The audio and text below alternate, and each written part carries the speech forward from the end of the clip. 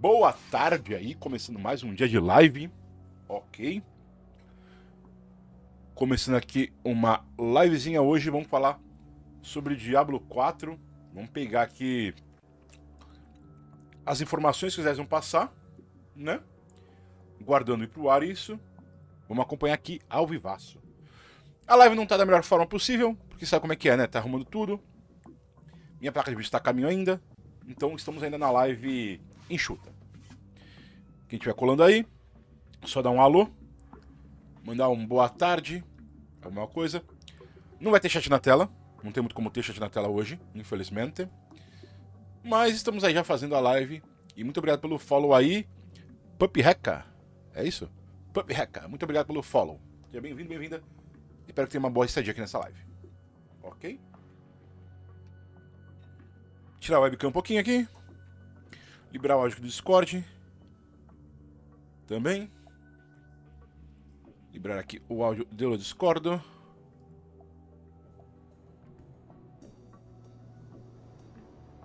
que acontece com o bagulho que não pega, né? Enfim.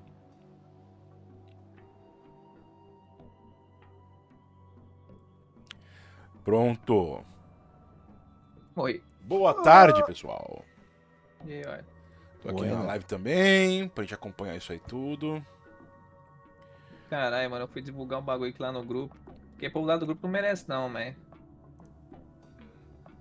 Live ainda enxuta, porque por enquanto não temos ainda recursos, não chegou ainda a placa de vídeo pra poder melhorar, então vai a live mais modesta mesmo. Só tá ali. E vou falar de Diablo Immortal também, olha isso, depois de tanto tempo xingando o jogo, vou voltar a falar de Diablo Immortal e acho que eu vou elogiar, hein.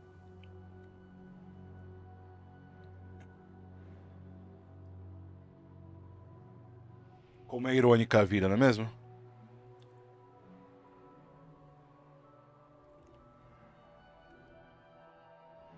Tudo Não, mãe, eu aberto, tô morrendo aqui, bonitinho. né? Tudo Aí a gente tranquilo. reloga pra ver a montariazinha já. Oi, Diana. Boa tarde, minha linda. Como você tá, minha querida? Tudo bom? Pensa que o Alisson tanca, né? Eu não. Tudo tranquilinho, querida? Já tem link da transmissão, Imp? É no canal da Twitch deles. É. Nossa, eu tomei um... Aguenta aí, o Dutch, que eu já vi as skins, gente. Pera aí. Tô bem também, Diana. Conseguimos ontem finalizar a plaquinha. Filha da puta.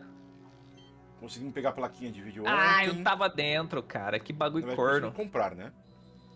Bora esperar chegar. Filha da puta. Deixa eu tirar aqui. É no canal da Blizzard ou no canal do Diablo, Aqui, para. o Imp? Do Diablo. Ah, ok, obrigado.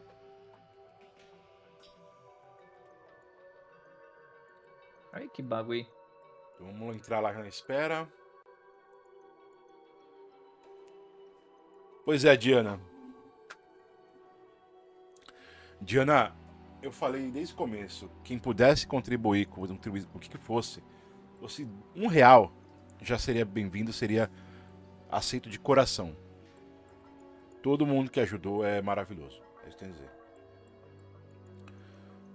Eu agradeço do fundo do coração você ter ajudado, quem contribuiu, porque conseguimos resolver isso. A vaquinha continua aberta, porque ainda precisa ser finalizado alguns valores, mas já é um bom começo, né? Já posso voltar a trabalhar em breve assim que chegar a placa de vídeo. Cadê esse trem? Nossa, tá lá embaixo onde o Alisson marcou. E os caras são sacanas, velho. Vai ter boss daqui a pouco. Vai ter world boss daqui a pouco, tá ligado, né? Sim. Então a gente vai pular direto do world boss pra transmissão. Hoje musiquinha de fundo vai ser só musiquinha de Diablo, né? Porque como estamos fazendo live também hoje no YouTube, ninguém aqui quer perder a conta, né? Então nem tomar restrição.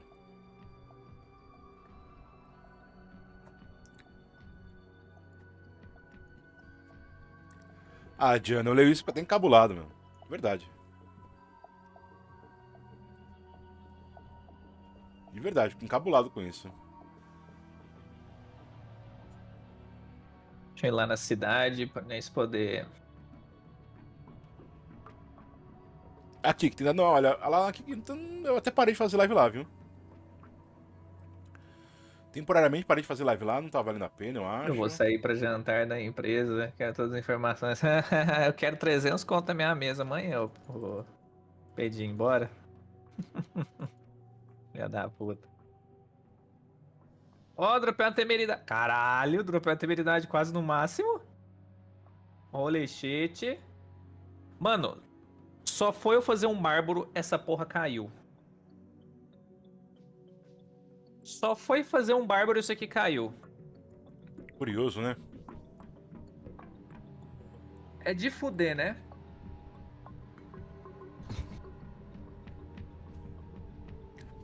Aqui que eu acho que ainda vai dar certo em algum momento. Mais ou menos como tá acontecendo com o Thread hoje, né? Se bem que o Thread teve um início bem melhor que a Kik.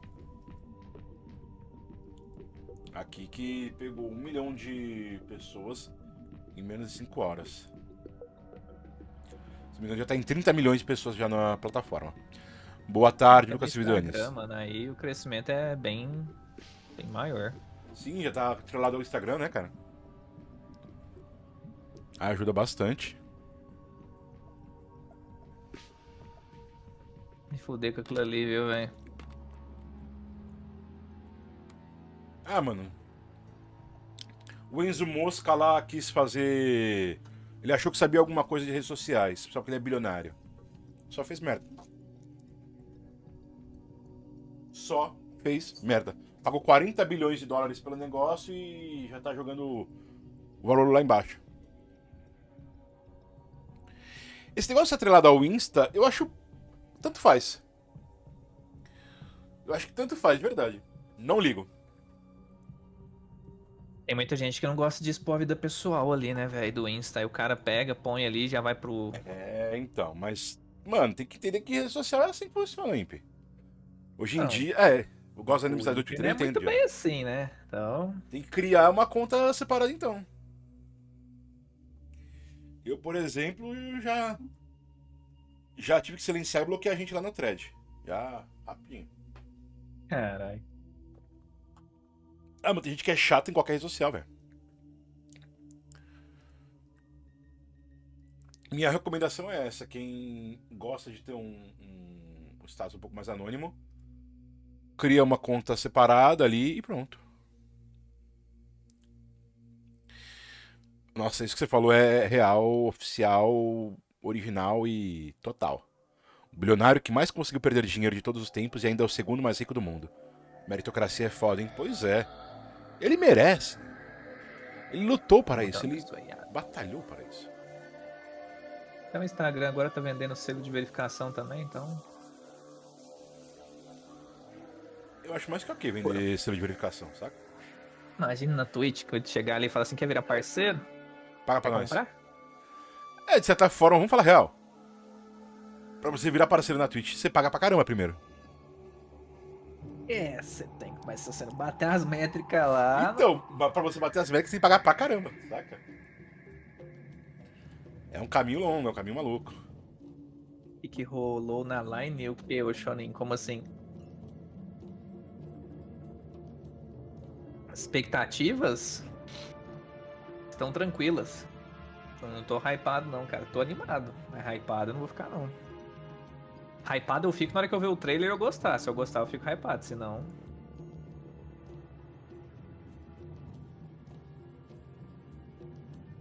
Não sai, não passo ainda não, Shonen. Ainda tá sem.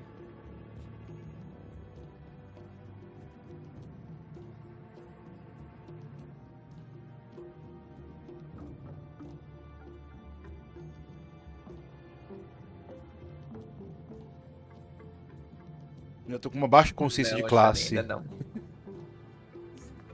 É. Eu vou abrir aqui o Jorginho. Pra pelo menos Pô, véi, fazer que o... essa montaria da loja aqui tá louca, velho. É verdade, tá Mas no Prime, né? Mas eu ainda acho que a da Vareza é mais pica. Nossa, essa aqui é muito bonita, mano, é? Ah, tá. Você tá falando de loja mesmo.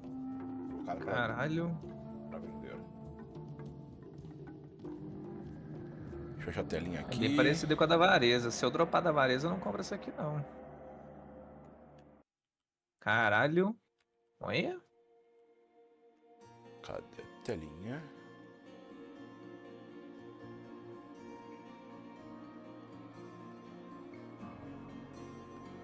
Que da hora. Bem legal.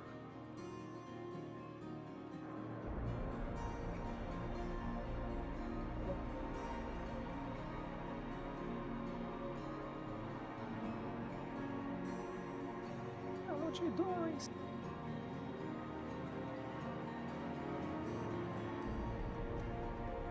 A do Prime. Vai lançar seu livro? Nice, Diana. Aí, a do Prime. Que legal, tem um efeito de água que fica caindo nas plantinhas do pântano.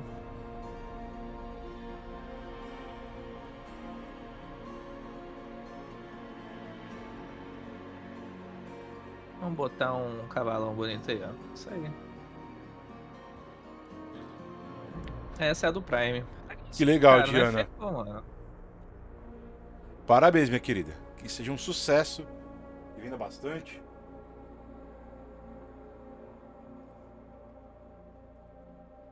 Essa armadura que eu tô usando é da Chava. Bom, tá aí. Essa é a armadurazinha do Mar Morto, conjuntinho, que vem um troféu, que é o Marinheiro Will, junto com o receptáculo do Mar Morto. O tema se chama Aparição Salobra. Mar Morto. Provavelmente tem alguma coisa a ver com os bichinhos que ficam ali na região de Hawizar e de Skogland. Os Os carniçais, sabe? afogados? É, os afogados ali. Tá aí.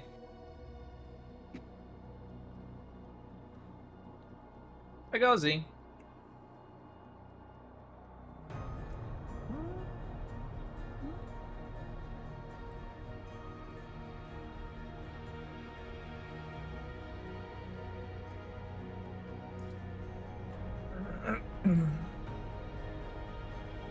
Se eu comprar a montaria nova, Phelps? Não.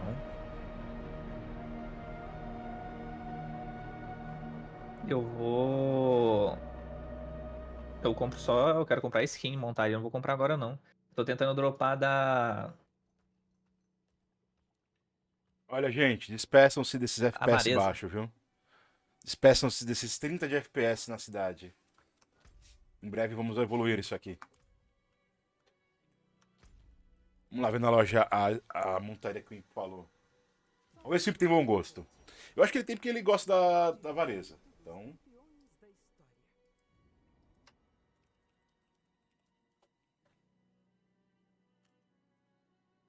eu pausei a música. Pausei.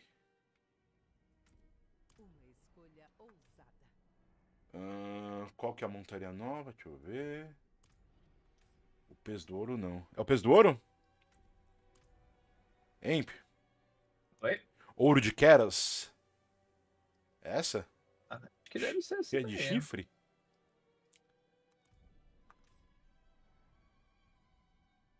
O fardo da morte. Vamos ver essa. Essa é maneira. Pra necromante, né? Aí, aqui, próximo.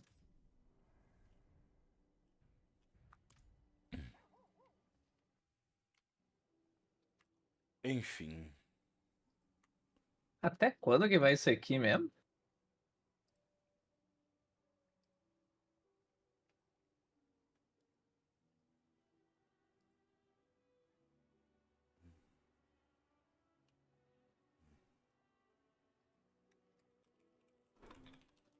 Sim, o player. A gente só tá esperando só brotar aí. Rachava, pestilenta. Aquela pestilenta, onde que vai ser? A desgrama? Ali.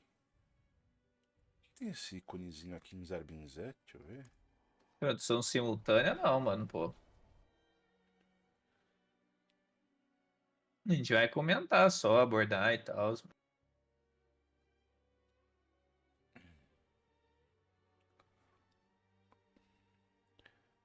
Aqui, se fizer um Pix maroto, eu faço tradução simultânea, hein?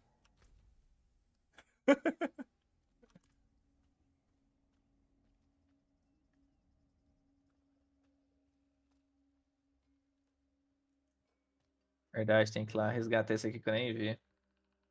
Deixa eu usar um negócio aqui. Ó, chegou essa armadura de montaria nova que veio hoje. Que é lá do fundo do mar. E esse troféu aqui. Opa, eram 2 troféus. Olha, receptáculo do Mar Morto, gostei. E essa cabeça de estátua com corais e algas.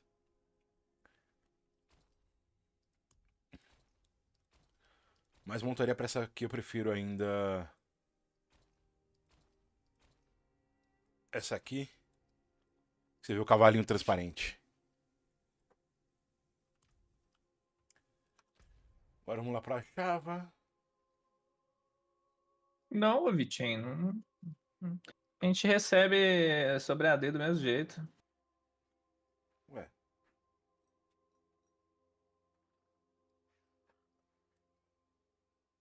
Aqui.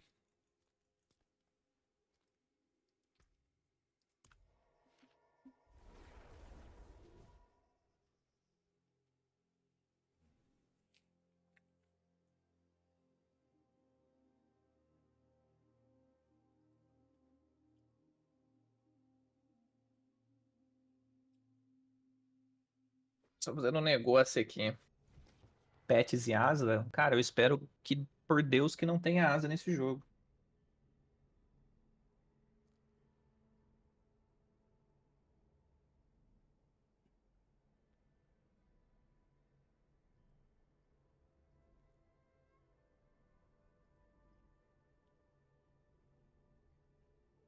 Pet pode até ter, mas o outro.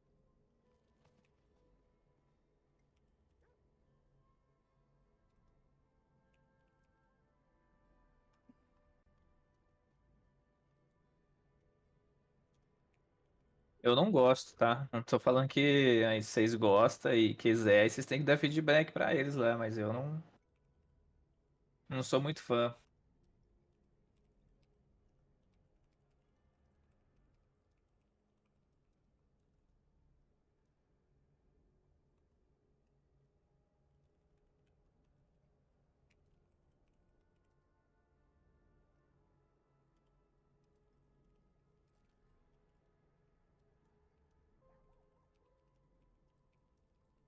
Essas paradinhas aí eu não sou muito fã, não.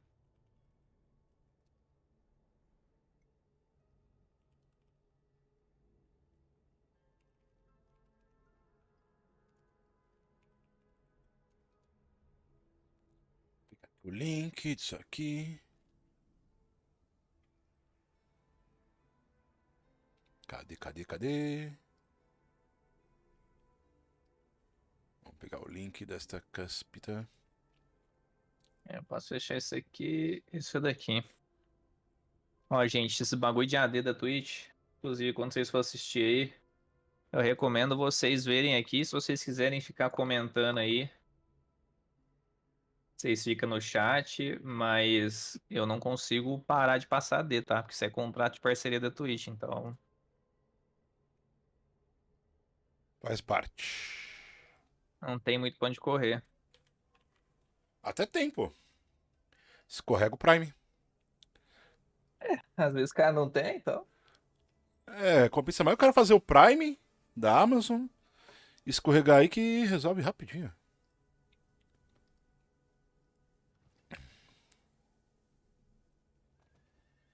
Pois é, o cara vai pegar até uma montaria. Aí, ó.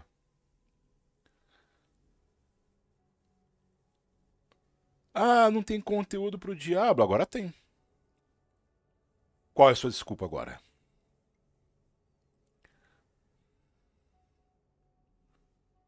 E, ok.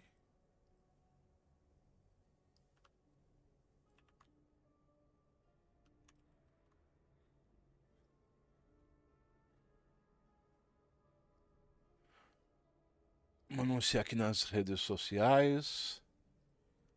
No Mastodon, no Céu Azul.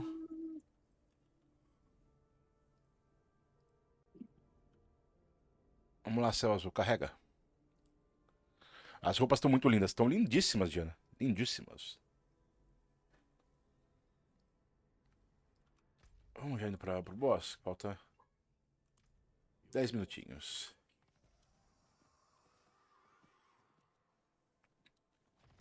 Olha, eu falo pra vocês, quando chegar essa placa aqui, eu vou fazer questão de jogar no Ultra com tudo habilitado só pra testar. É, mas ela roda, pô. Será que roda em live também? É improvável. Pô, mano. É. É um nível de diferença muito grande que eu tava, tá ligado? Eu vou sair de uma 1060 3 GB pra uma 3060 12 GB, limpe. A Berran tá só quadruplicando.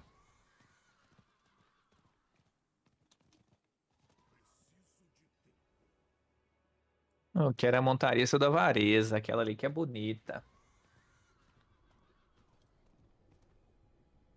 Pronto, tá aqui. Ô, José, valeuzão, cara. Deixa eu ver se eu tenho um link aqui de convite. Só um minutinho. Se eu tiver, eu te mando agora, Diana.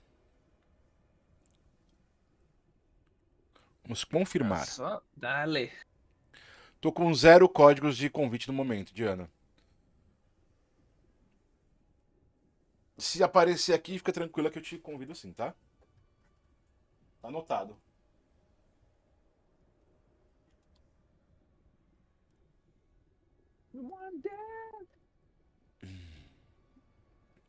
Eu recebi um convite até agora do Blue Sky. E aí eu acabei mandando esse convite pra um rapaz me seguir lá no Twitter. Porque eu anunciei ali. Eu falei, tô com convite aqui, alguém quer? Ninguém quis. Eu falei, tudo bem então, se ninguém quer. Sem problema.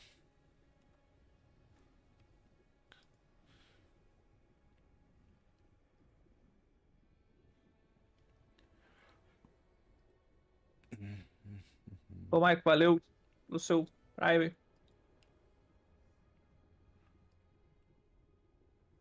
Ó, gente, quem tem Prime, você já vai ali no baúzinho, resgata a montaria de vocês, tá? Caralho, coisa já comprou o bagulho, velho. Pay to win da porra. Agora que eu vi, velho. Meu amigo. Tô olhando aqui do lado dele, andando de boa. Agora eu bato o oi pro lado. Mal tocando. Pois é, Diana.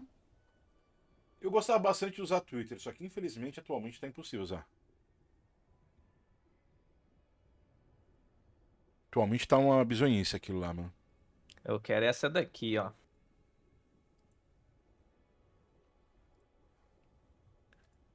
O Enzo conseguiu cagar tudo lá, fudeu o rolê, cagou pra tudo. Cagou mesmo. Cagou real oficial.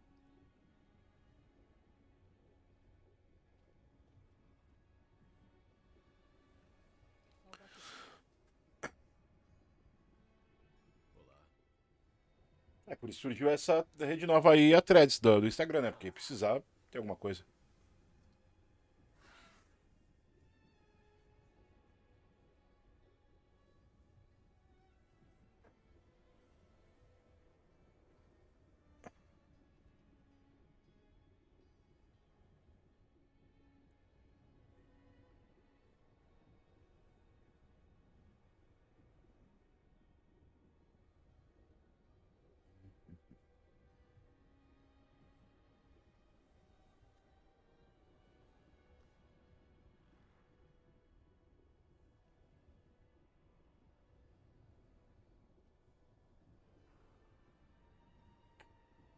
Pronto. Agora sim, anunciei no Twitter, anunciei no Mastodon, anunciei no Blue Sky, anunciei no Thread.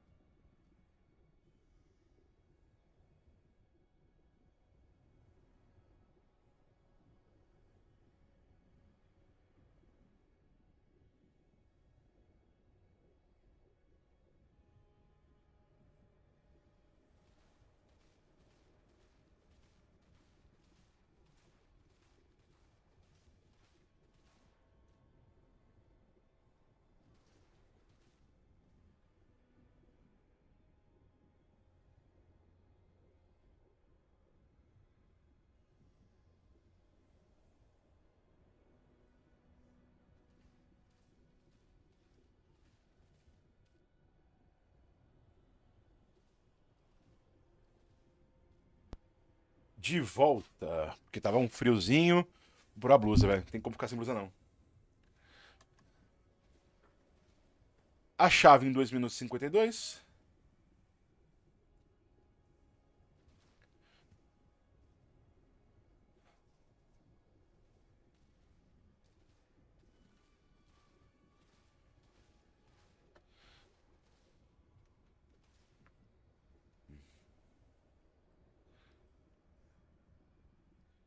Ai, ai, ai, ai, ai.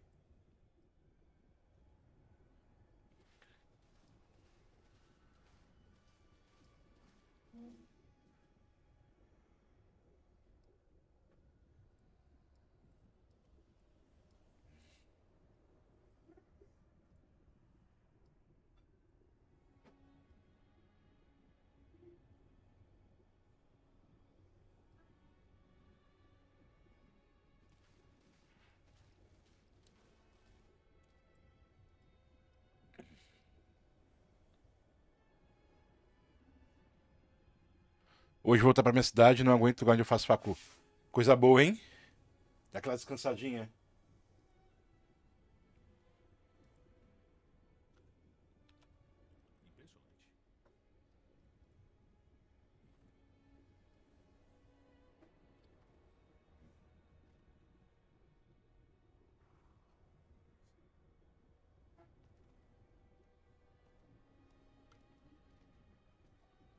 Ontem fui pro BK, passei.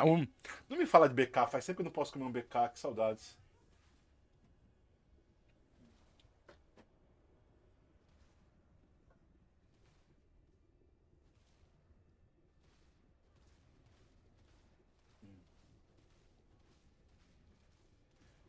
Bem, 1 minuto pra fazer. Fala, professor. Sempre que você criar um tier novo, você é obrigado a minutinho. começar a dificuldade 1 ou 2? Sim.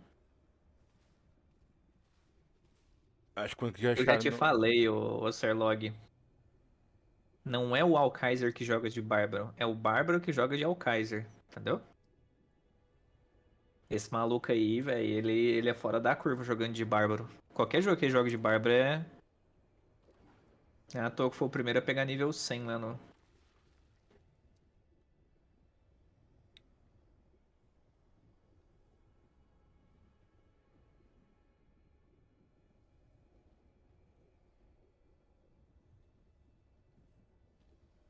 Pronto. Só o Serlog não sabe jogar de Bárbaro. Eita porra.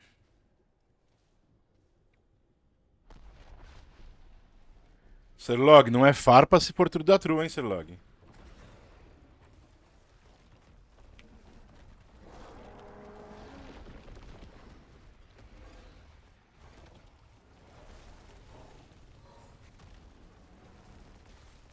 Nó.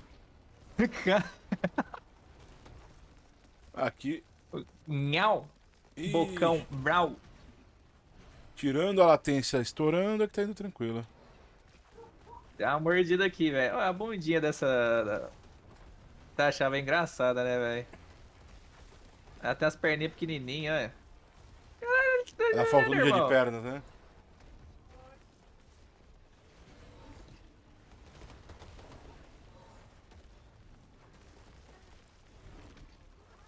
Caralho, 618 mil tô dando de dano.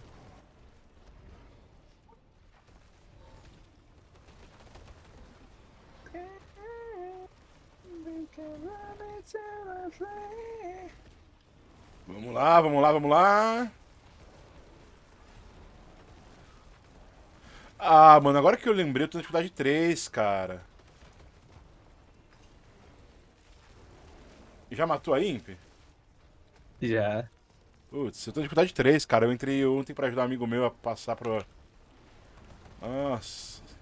Caraca, o Alisson fica dropando sem parar bagulho, mano.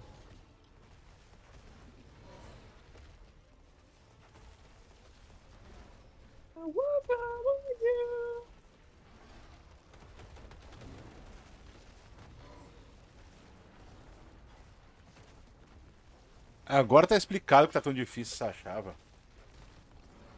Eu olhei e falei, ué, todo mundo tá nível 50, 60, né?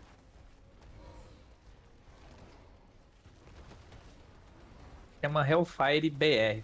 Ainda não, Cabuzão, ainda não começou a live. Tô fazendo boss aqui rapidinho.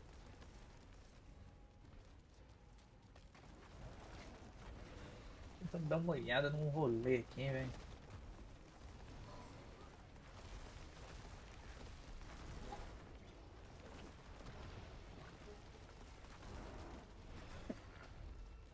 E aí eu vim no mundo 3, o povo tá tudo em 50. Cara, até divertido ver aqui. Os bichos não matando a chave em 2 segundos. Pode que o drop vai ser aquela porcaria, né? Mas tudo bem. Mano, não tem um ataque que eu dou vulnerabilidade o tempo todo, né? Pelo visto. Ah, 15% de chance de deixar tênis polar, mas... Não compensa.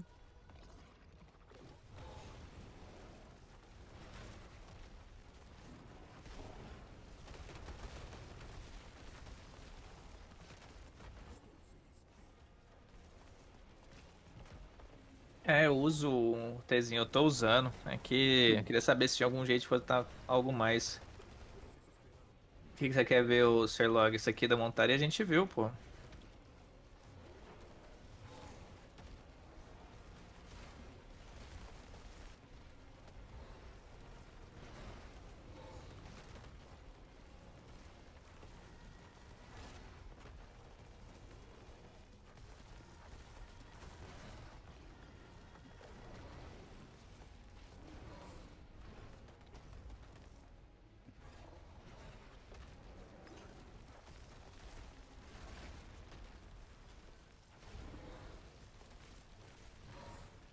O Alisson já comprou, é rico, ó.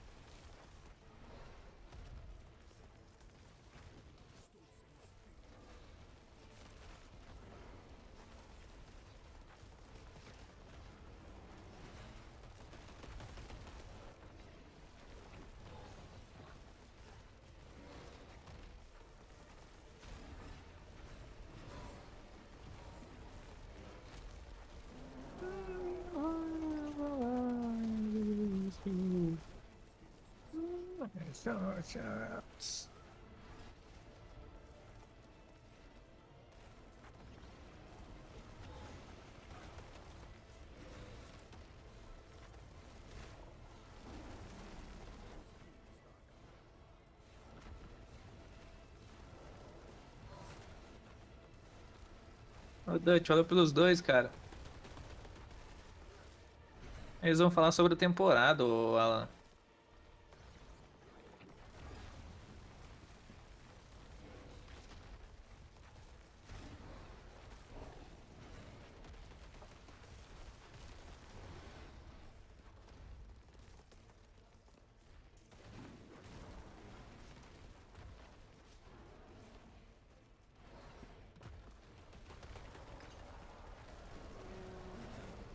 Pronto, matou uma chave. Demorou um pouquinho, mas.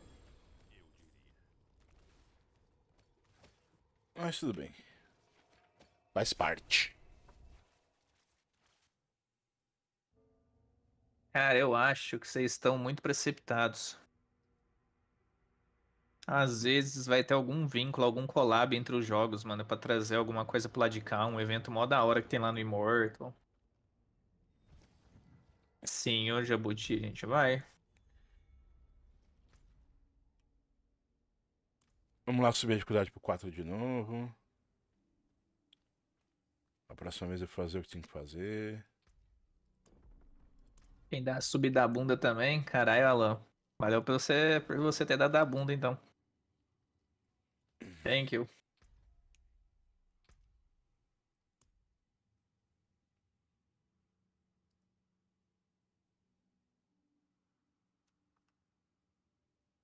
Um bom negócio, a bênção do pai.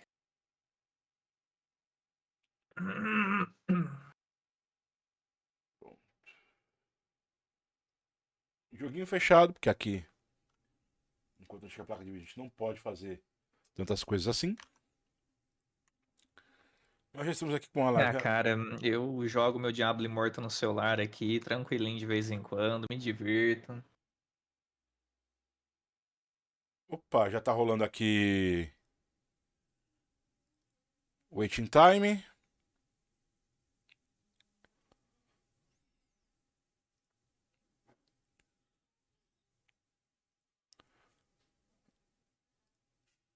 Então vamos pegar aqui agora e fazer o corte. Entendeu?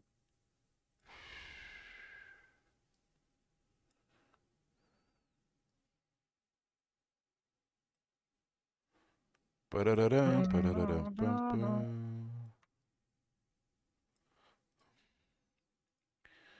Agora a gente melhora o corte.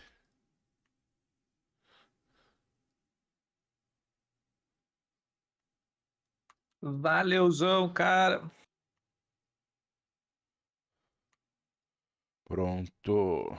Eu vou mudar a tela e já vou falar pra vocês, gente. Eu não consigo tirar a D. Então, se vocês forem querer ver, veja sem a D aqui. Isso que o Imp falou, viu, gente? Mesma coisa aqui. Ó, eu não consigo tirar. Então, vocês vão ver a D. Tô avisando. Vocês abrem aí. Mesma coisa.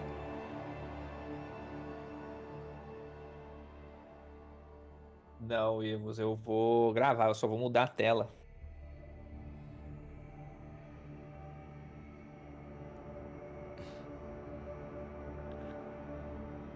Ô, Viper, tamo junto. Eu também fico. Eu tô esperando isso aí, cara. Alguma coisa da hora, sabe?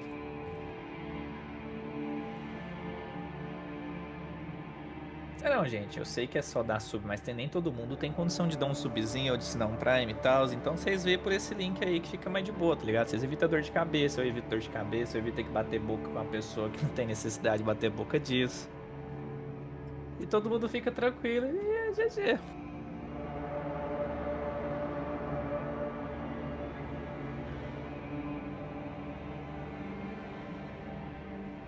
Ô, Paulo, valeu pelo seu sub, cara. Se eu tomar AD lá. Cara, eu acho que não tem AD no canal deles. Porque não tem sub lá, não tem como você dar sub. É porque a empresa não usa isso, tá ligado? Canal de empresa não pega sub, não pega nada. É só canal de transmissão deles mesmo e GG. Mas ó. Falar pra vocês, gente. Mantenha os pés no chão, não fica hypado. Espera pra hypar depois do anúncio, vê se vai ser da hora. Tem que ser. Tem que ser, tá Mas ligado? pode Não não tem ser. dessa de. Não tem dessa de não ser, tem que ser. Sabe? Então. Ô, Tanner, valeu pro seu Prime, cara. A gente vai fazer vídeo depois? Vai. A gente vai bater um bate-papo, trocar uma ideia, assistir todo mundo junto aqui. Depois desse corte aqui, eu troquei a tela exatamente por isso. A gente tá aproveitando para gravar essa parte, que vai ser toda a live aí. A gente vai conversando a respeito, trocando uma ideia, vendo o que vai ter. Isso aqui depois vai estar no YouTube. Tudo que a gente viu aqui, tudo que a gente falou aqui, vai estar tudo no YouTube. Por isso que eu tô falando, sabe? Então. Mas. Eu tô animado. Hypado é meio difícil. Por que que eu digo isso?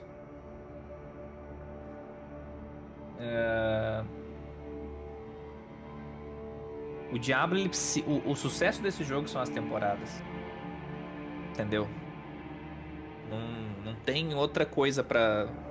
O sucesso de um action RPG é a temporada. Então, se a temporada for uma bosta, naquele momento de jogo, ele vai ser uma bosta. E a primeira temporada do jogo não pode ser ruim. Ela tem que ser divertida. Eu não espero que seja a melhor temporada, mas seja uma temporada boa pelo menos, né? Sim. Isso. Ô, Y, brigadão. O YH5, vou chamar você de Will. Valeu, Will. Tamo junto, velho. Sim, eu já botei uma outra coisa que não espere 100% de qualidade nas temporadas, que todas as temporadas de Diablo 4 todas vão ser majestosas, porque isso não vai rolar. Saca? Esse tipo de situação, isso não vai acontecer, então... Vai ter hora que ninguém vai gostar de uma temporada, vai ter hora que alguém vai gostar de uma temporada muito ruim e outras pessoas não vão gostar. Porque é assim, tá ligado? Então, mas uma coisa de antemão que eu sei que eles vão fazer, eles vão dar recompensa de temporada, vai ter aba de baú aqui. Inclusive, usando isso aqui pra falar pra vocês, quando a gente for falar sobre a temporada, eu fiz essa parte aqui no nosso documento lá, ó, isso aqui vai ser dedicado às temporadas. Então sempre que passar uma temporada aqui, eu vou colocar o tema aqui. Aí quando sair um patch notes, eu boto o link do patch notes aqui pra gente, a gente dá uma analisada, faz uma tier list de melhor classe para iniciar na temporada, melhor caminho para se fazer, para upar, para conseguir material, qualquer coisa do tipo. Porque a gente sabe que tem dois tipos de jogador. Tem um cara que é cracudo no início da temporada, ele quer fazer rápido. Tem um cara que vai demorar e tá tudo bem. Então, tem gente que gosta de estudar o joguinho desse jeito. Tem gente que sempre pensa em procurar a coisa mais eficaz para você se fazer no início de uma temporada, né? Então, é isso. Acho que já vão começar. Tá faltando 2 minutos, né? Já até saiu o temporizador agora. Sim. Qual que foi a classe... Qual que foi a melhor temporada pra mim? Foi a do Conflito Eterno, o Arcano. Arcano não, o Jabuti. Ah, a Blizzard já tá olhando isso daí, mano. Lembrem-se disso. Não quer ver AD? Abra aqui. Aqui no meu, se quiser ver AD, da Prime. Do Imp, o Imp é bonzinho. Eu não sou bonzinho. Eles cliquem pra não ver se é AD, depois não reclama. Só isso. O Imp é muito bonzinho, velho. Ah, tem que ser, pô, tá? Eu sei, pô. É que é divertido, tá ligado? E vamos que vamos.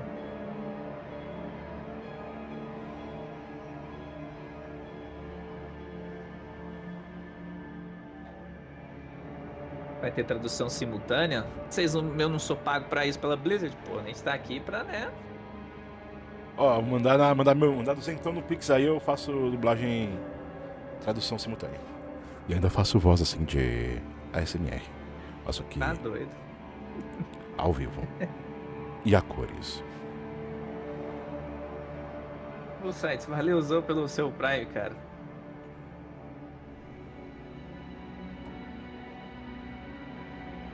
Ô, Dom, brigadão também, gente, quem tá dando Prime aí pra assistir com a gente. Valeuzão.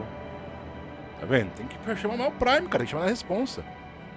R$5 que eu cobrei pra você pra traduzir foi pra traduzir aquele TCC seu da faculdade, só se for. Que foca na temporada, não dá pra saber ainda, Chivão. A gente vai ver hoje sobre temporadas. Tá aqui esperando. Que isso, Loren. Que é foda, cara. Valeuzão aí. Tamo junto, mano. Valeu pela força aí mais uma vez com a gente. Azetuti, valeuzão pelo seu Prime aí também, cara.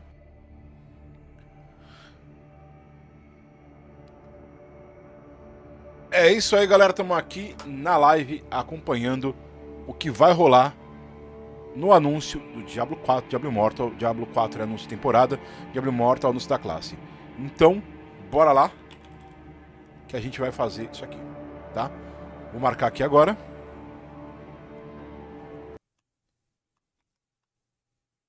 Hello. That's it? That's how you open? Hello. I'm gonna do that every single time. Hello. Welcome. Olha isso, já começou. Diablo Developer Update live stream. Olha, a gente já My tem name is aqui Adam o Fletcher. Cavaleiro de I am Sangue. the community director for Tá. the Diablo franchise. Good Got some night. wonderful people here. We Primeiro just have vamos falar Rod. sobre o Immortal. Yeah, well, Rod. I'm not part of the wonderful crew, I Yeah, guess. Puxar os outros not, dois he do decided to Diablo insert 4. himself as of Mano, eu yesterday. sem cabelo So aqui, ó, no- What is the power? If you have power, you should use it whenever possible, and I've decided to. So we have Rod here, who is of course the general manager of the Diablo universe, family, universe. Yeah. I guess that's the best way all to say it. things Diablo. Can't use the word franchise. Pierre's not here now. Yeah, exactly. Nice. And of course, we have Chris Leal Lead UX designer on Immortal. and Ryan Quinn. Hi, I'm senior narrative designer on Immortal. So we are actually starting off today's show with some Diablo Immortal conversations. Also, I do want to mention we're using new fancy mics today. We've been joking around, and I call them the Britney Spears mic. Right. Caralho, aquela caveira no fundo com a pedra dentro das almas na testa. Como vocês vão botar pra vender na loja? Isso aí que eu quero It's because I'm saber. older. Rod, but is not wearing one I of them. refuse. It doesn't take a genius to see the size of my head, and the ability to put that little wire around this size of noggin is impossible. So therefore, I've passed. Disappointing. But he does have a really good Então falou o tamanho da cabeça dos caras. I am not doing it now. I am not doing it. Okay, maybe we can get it out of him. I'll knot my shirt later. It'll be good. Maybe we can get it out of him during Q&A. Someone asked that question in Twitch chat. We'll make sure to bring that up during Q&A. And there you go. You're just on the spot and you have to answer it. So I think it's important that, like, last time you clarified what we were doing was the campfire, which is more of a casual, we're just kind of giving updates.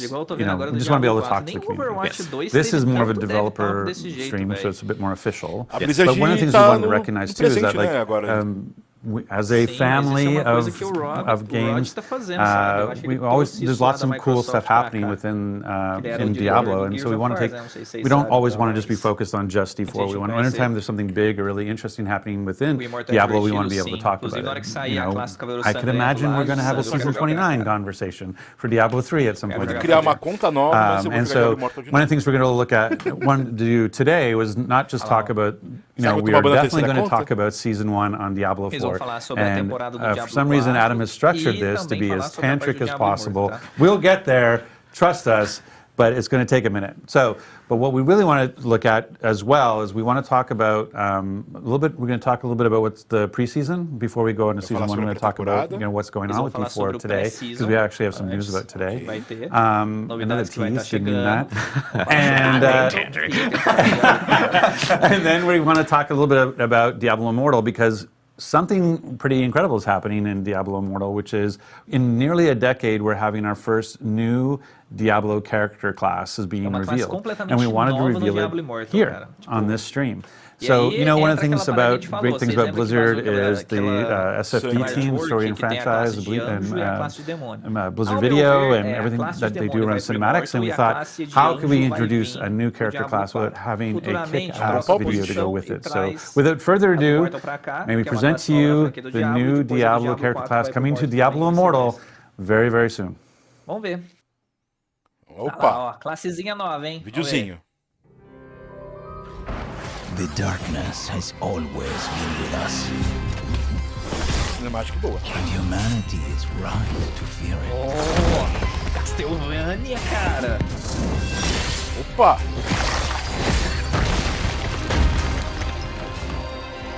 The darkness wants to consume you and all you love.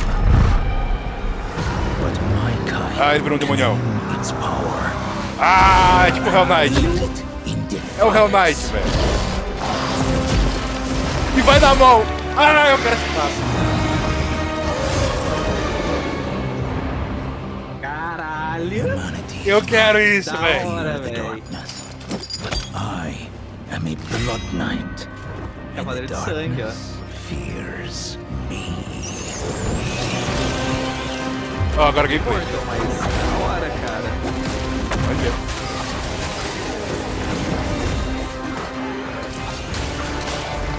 Isso aí, breve, tipo... Nossa, olha isso. Diablo IV, porra, mano. Essa metamorfose é muito aí, boa. ó. Lembra o lobisomem.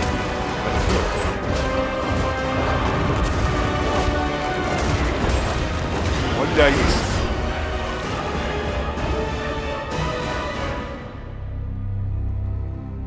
Sentimentos de Castlevania aí foram às alturas, né, velho?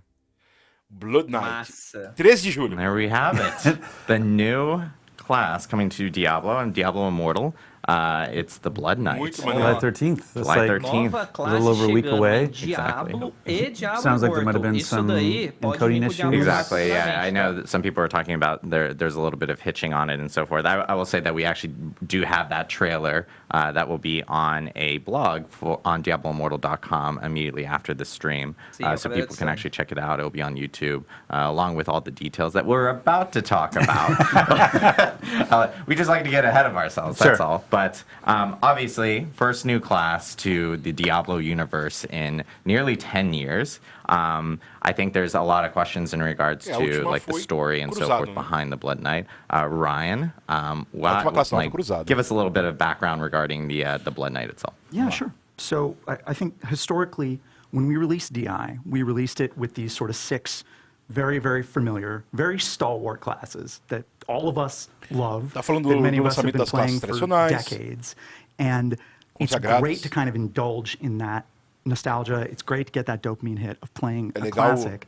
But after 6 classes, it left us with the opportunity to do something that felt really different.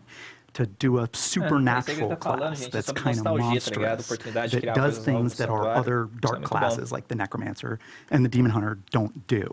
And so we're really, really stoked at the opportunity to release the Blood Knight on everybody. Nice. Yeah, I know, like, obviously everyone's kind of seeing the Blood Knight and they're thinking, like, is this, like, vampiric in some sort of way? Or, like, how does this fit in with the actual lore within Diablo? Right, so the fine details are Blood Knights and vampires are intertwined. On Sanctuary, vampires are kind of like living plagues. They go from hunting ground to hunting ground. They kill people, they bite people, and sometimes people who they've bitten, they suffer this monstrous transformation. They start to devolve into what we call thralls, kind of like lesser vampiric beings, long teeth, hunger for blood, all that stuff. And a Blood Knight is a person who, through means of an ancient ritual, has that curse of thralldom arrested inside them, frozen essentially in place. They get some advantages, but they get some drawbacks too. What do you mean the curse of turning into a thrall is a drawback? Well, their thralldom is essentially on pause. So basically what happens is a Blood Knight, also preternaturally strong and fast, can see in the dark, can smell blood from a mile away, doesn't age anymore, as you've seen in the concept art, very, very fancy. But on the flip side, you know, they have these blood red eyes, they have black veins in their face, makes people uncomfortable. And maybe, why. Yeah, I know, right? Is that a class and sort of more pivotally than that, you know, deep inside their soul, there is an abomination, a monstrous darkness that hungers for violence. And in order to tamp that down, in order to slow their transformation further, they have to perform a ritual. That keepsake that you saw in our cinematic character's right hand, the little thing on the chain. Oh, the chain, yeah. Yeah, that's basically their lifeline. So a link to their past. Yeah. It's got a memento within of the last place that they were kind of truly human. Right. And so every morning, noon, and night, they're doing ablutions with this thing to hopefully continue to keep the darkness at bay. But, you know, it's a process. Right. The ritual, it's hearsay. You know, it's been passed down for hundreds of years. And for basically every Blood Knight, you know, it may fail at some point. All Blood Knights are doomed to one day succumb to their curse. And they don't know if that's 1 day, 1 year, 1,000 years. Could be centuries, right? They're very, very long-lived. What they do know and what they pledge on is that they're going to use all of the time they have left to push back the darkness. And ultimately for them, since that is such an uncertain question, it's really about their inner sense of balance. Can I do enough good to make up for the evil that will rise when I'm gone? I just wanted to give a shout out because we had the art there earlier, and that art is gorgeous looking. At the same time, they're very pretty. Deixar crédito de bondade pelas merdas que eu vou fazer, né? They're so pretty. If you were going to turn into a monster, you'd want to stop. Because they're very gorgeous here, and then they turn into the abomination, which is really funny. Visualmente é Alucard total isso aí, gente. Like opposite of what it is. I mean, you mentioned the abomination. I think we saw the Blood Knight turn into this creature during that. So what actually is going on here? Like this is I guess Chris will talk eventually about like how an abomination comes to me, but this is basically them tapping into what's inside them to change form. Yeah, they're letting the curse off the leash just a little bit. It's going to grant them extreme power in the short term. This is the Bruce Banner Hulk thing. Yeah, but maybe there's a little anime teardrop there of like, do I come back? High risk, high reward. Right. Okay. Got it. Awesome. Well, I know with the Blood Knight, obviously, like it's new class. How does it fit, Chris, into the like a gameplay style? Like, what if you're playing at Blood Knight? What can you expect the style to be as a person that's actually jumping into Diablo? Yeah, so the Blood Knight is actually a melee hybrid class, meaning there's tons of up-close combat with polearms. However, they have a host of shadow and blood abilities. They can manipulate the battlefield in their favor. I think the drawback of Blood Knights might be that players that start playing it might feel that their mobility is limited. However, they have tons of legendary essences to help them improve the ability to close the gap on enemies, as well as life-stealing habilidade de gap closing, Got it. So like in combat more often, close combat, so they're essentially taking more damage, but then they have abilities themselves to actually essentially drain, as we can see, kind of like life from others, essentially replenish their life while they're in combat. É, pro vai ser roubo de vida muito bom. The kebab attack, as I like to call it. The skewer. The skewer attack is my favorite thing right now. I was like, so what's happening there? We saw it in the trailer. We see it here as well, where basically able to stab an enemy, smash it around like as if on the end of a hammer. So that's. Chris is like, yeah, that's basically it. It's pretty awesome. But it actually has a stun as well, right? It's not just the attack on the one thing that you skewered. It actually it has an area effect. Yeah, so the Blood Knight stabs their polearm forward into the closest enemy, then swings overhead the enemy and slams it into the ground, stunning everyone in a small AoE. And there are also legendary essences that let you lunge forward or actually leap to perform slam. Oh, nice. Yeah, it's awesome. And then I know, like, of course, with every class in Immortal, they all have different ultimates depending on their primary attack skills and so forth. Like, what kind of two different ultimates can we expect with the Blood Knight? Yeah, I could talk a bit about the primary attacks. The first is Ravage. They're basically swinging their polearm around in a 3-hit combo. And right here is the ultimate, where they a 5-hit combo with the stun at the end. Dual wielding polearms, that's explodindo sangue. Quem joga League of Legends está sentindo uma vibe Vladimir absurda. The other primary attack they have is called Shadow's Edge. It's quite a unique one. It's the first temática vampiresca, né? In melee range, the Blood Knight will do a slash. And for enemies that are further away, they'll actually throw the dagger forward. Lança uma das armas mais eficientes da história militar. Damage over time or make the dagger ricochet. Nice. So you can essentially, it's good room clear type of abilities is what I'm hearing. So if you got a ton of mobs in front of you, especially if the daggers are ricocheting and you mentioned piercing and so forth with the ultimate and everything, you can essentially clear out whole rooms with that. So it's awesome to hear. I know, as you mentioned beforehand, tons of legendary essences and everything that are associated to kind of modify skills. I know, and we're even seeing here, this is like the abomination that we were talking about beforehand. Why would I want to become the abomination? What do I get from that? Yeah, so I'll talk about the abomination a bit. The way it works is it is a transformative skill that requires defeating enemies to fill the bar, much like your ultimate. Right. However, it happens much more often, and it then transforms your entire skill bar into a new primary attack, followed by 2 specific skills, a Blood Rush, where the Blood Knight actually dashes forward in a ball of blood, and then there's a 3-hit combo attack where on the last hit they fly into the air and slam the ground, stunning everyone. A lot of stuns. Nice. Nice, that's awesome to see. I think with this update that's coming out on the 13th and the Blood Knight itself, and there are like even other components and that are kind of going to be coming with this actual update. Do you guys have any like additional information on. Well, there's ways to play it, right? Like, so the things that's really interesting. Like, this is, I think, having a new character class introduced on basically the anniversary of Diablo Immortal is really exciting. Like, it's a great way to celebrate 1 year that Immortal has been. It's hard to believe it's already been a year. It's crazy. But so having a new character, but I've been like a whirlwind barbarian for a year now, and loving that. And so now I'm going to obviously. Well, one of the great things about Immortal is that you can class change. Like, so I can take my Paragon 500 barbarian. I know that's not high. Thank you very much. I can take my Paragon 500 barbarian and turn it into a Blood Knight, yes? Like, there's basically 3 ways. We have the player who's been playing for a year like myself, we have the new player, and we have the test driver, right, is the way to think about that. So maybe you can go through that. Yeah, totally. So if you're brand new to Immortal and have never played before, you can play the Blood Knight right out of the gate, create a new character completely free, and start with the main story complete with custom Blood Knight VO lines for all of the main quests.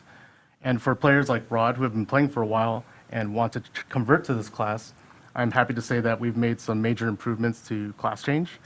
Strength and intelligence will now convert properly. I know, it's a huge request that a lot of people ask for. Yes, it's going to be great. And also, players will be able to, during the event, change to the Blood Knight on a one-day cooldown and also revert back infinitely. So if you decide you don't like playing the Blood Knight, you can revert the day of, or if you want to try it again tomorrow, you can go ahead and change back to the Blood Knight. Nice. Awesome. And lastly, I want to talk about the Crimson Plane event. So for Immortal players that are familiar with Fractured Plane, there will be a special Crimson Plane event where there'll be... So I think a lot maybe don't know what Fractured Plane is, so maybe just, what's the 5-second version of what is Fractured Plane? So Fractured Plane is basically a roguelite inside of Immortal where you're able to try out all of the skills and abilities and build towards 15 levels of defeating enemies just to try out different skills. You basically start with a fresh class, and so you're taking your character, like I have a very specific build with very specific gear,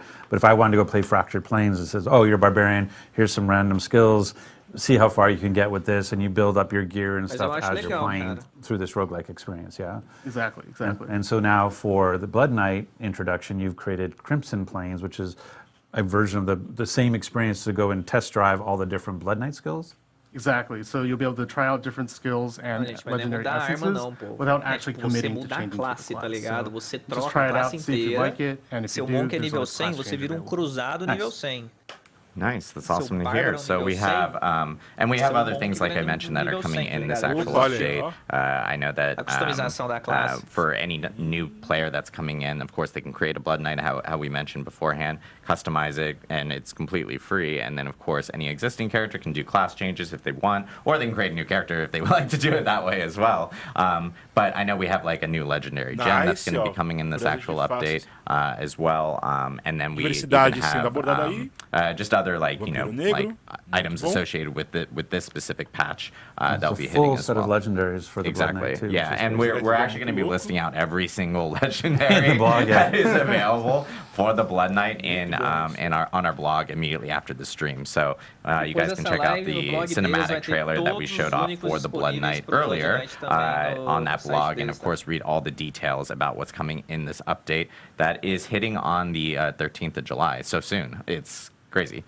So we do, we're super stoked. The cinematic is amazing, by the way. I just want to why are you, for people who didn't get to see it in full frame rate, you're basically rubbing their noses right now. Essentially, go watch it again, please. See it in the Blizzard Cinematics team, amazing team.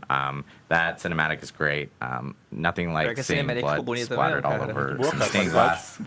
It's Diablo, so it makes perfect sense. It's great. But we are super stoked. So yeah, July 13th is when it's going to be coming out. And then of course, again, check DiabloImmortal.com immediately after the stream. We'll have a blog up there for people to check out all the details. Congratulations guys on the year. It's been an amazing year for Immortal. And I think people who maybe tried it at launch and haven't gone back to take a look at it, like basically every quarter you would do major updates and really change the game. So the ability to craft set items, the ability to take your duplicate legendaries and turn that into a currency so that you can make your current legend, stronger, and the way that you do dungeons now, like, and the tower, the clan play, like, there's just so much else going on. So it's a free-to-play game. If you want to go check it out, just to see all the changes, like I said, there's been, in a year, it's to me, it's a completely different game in the sense of the different ways that you can approach the content, which is exciting. But hearing the fact that you fully recorded all VO for the Blood Knights for the campaign,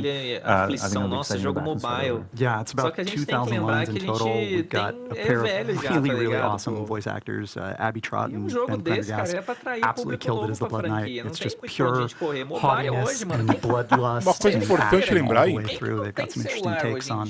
A maior plataforma do mundo atualmente é o mobile, maior do que todas as outras juntas combinadas. Some interesting perspectives there. But yeah, I don't think there's ever really been a better time to somar a galera que tem PlayStation, Xbox, PC, well, thank you guys very much and congratulations. Thanks so much. Somar tudo isso, duplica. And we're going to be now switching over to D4 content. We're actually going to take like a really short break because we got to swap people in. This room is only so big, and we also need mics off of people and everything. But we're going to be swapping in into our Diablo 4 segment. So we'll see you here in a minute or so.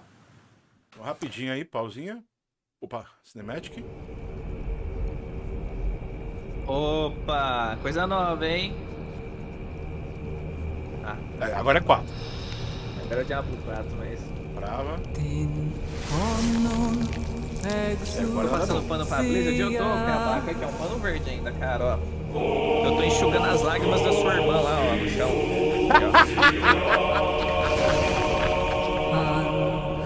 Que fica reclamando, chorando de quem joga no celular, tá ligado? Ah, muito bom aí, eu gostei. Bad Imp é bom. Bad Imp faz bem.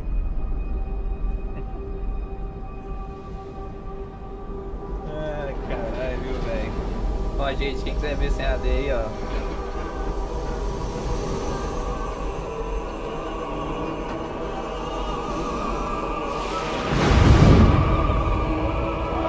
Essa animação pela primeira vez eu trinquei, velho.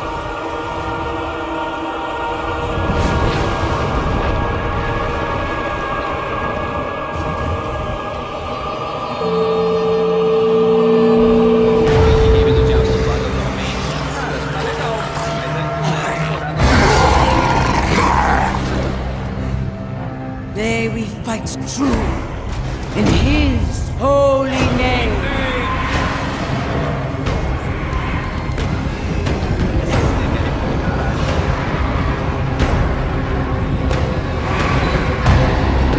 Blessed be the light.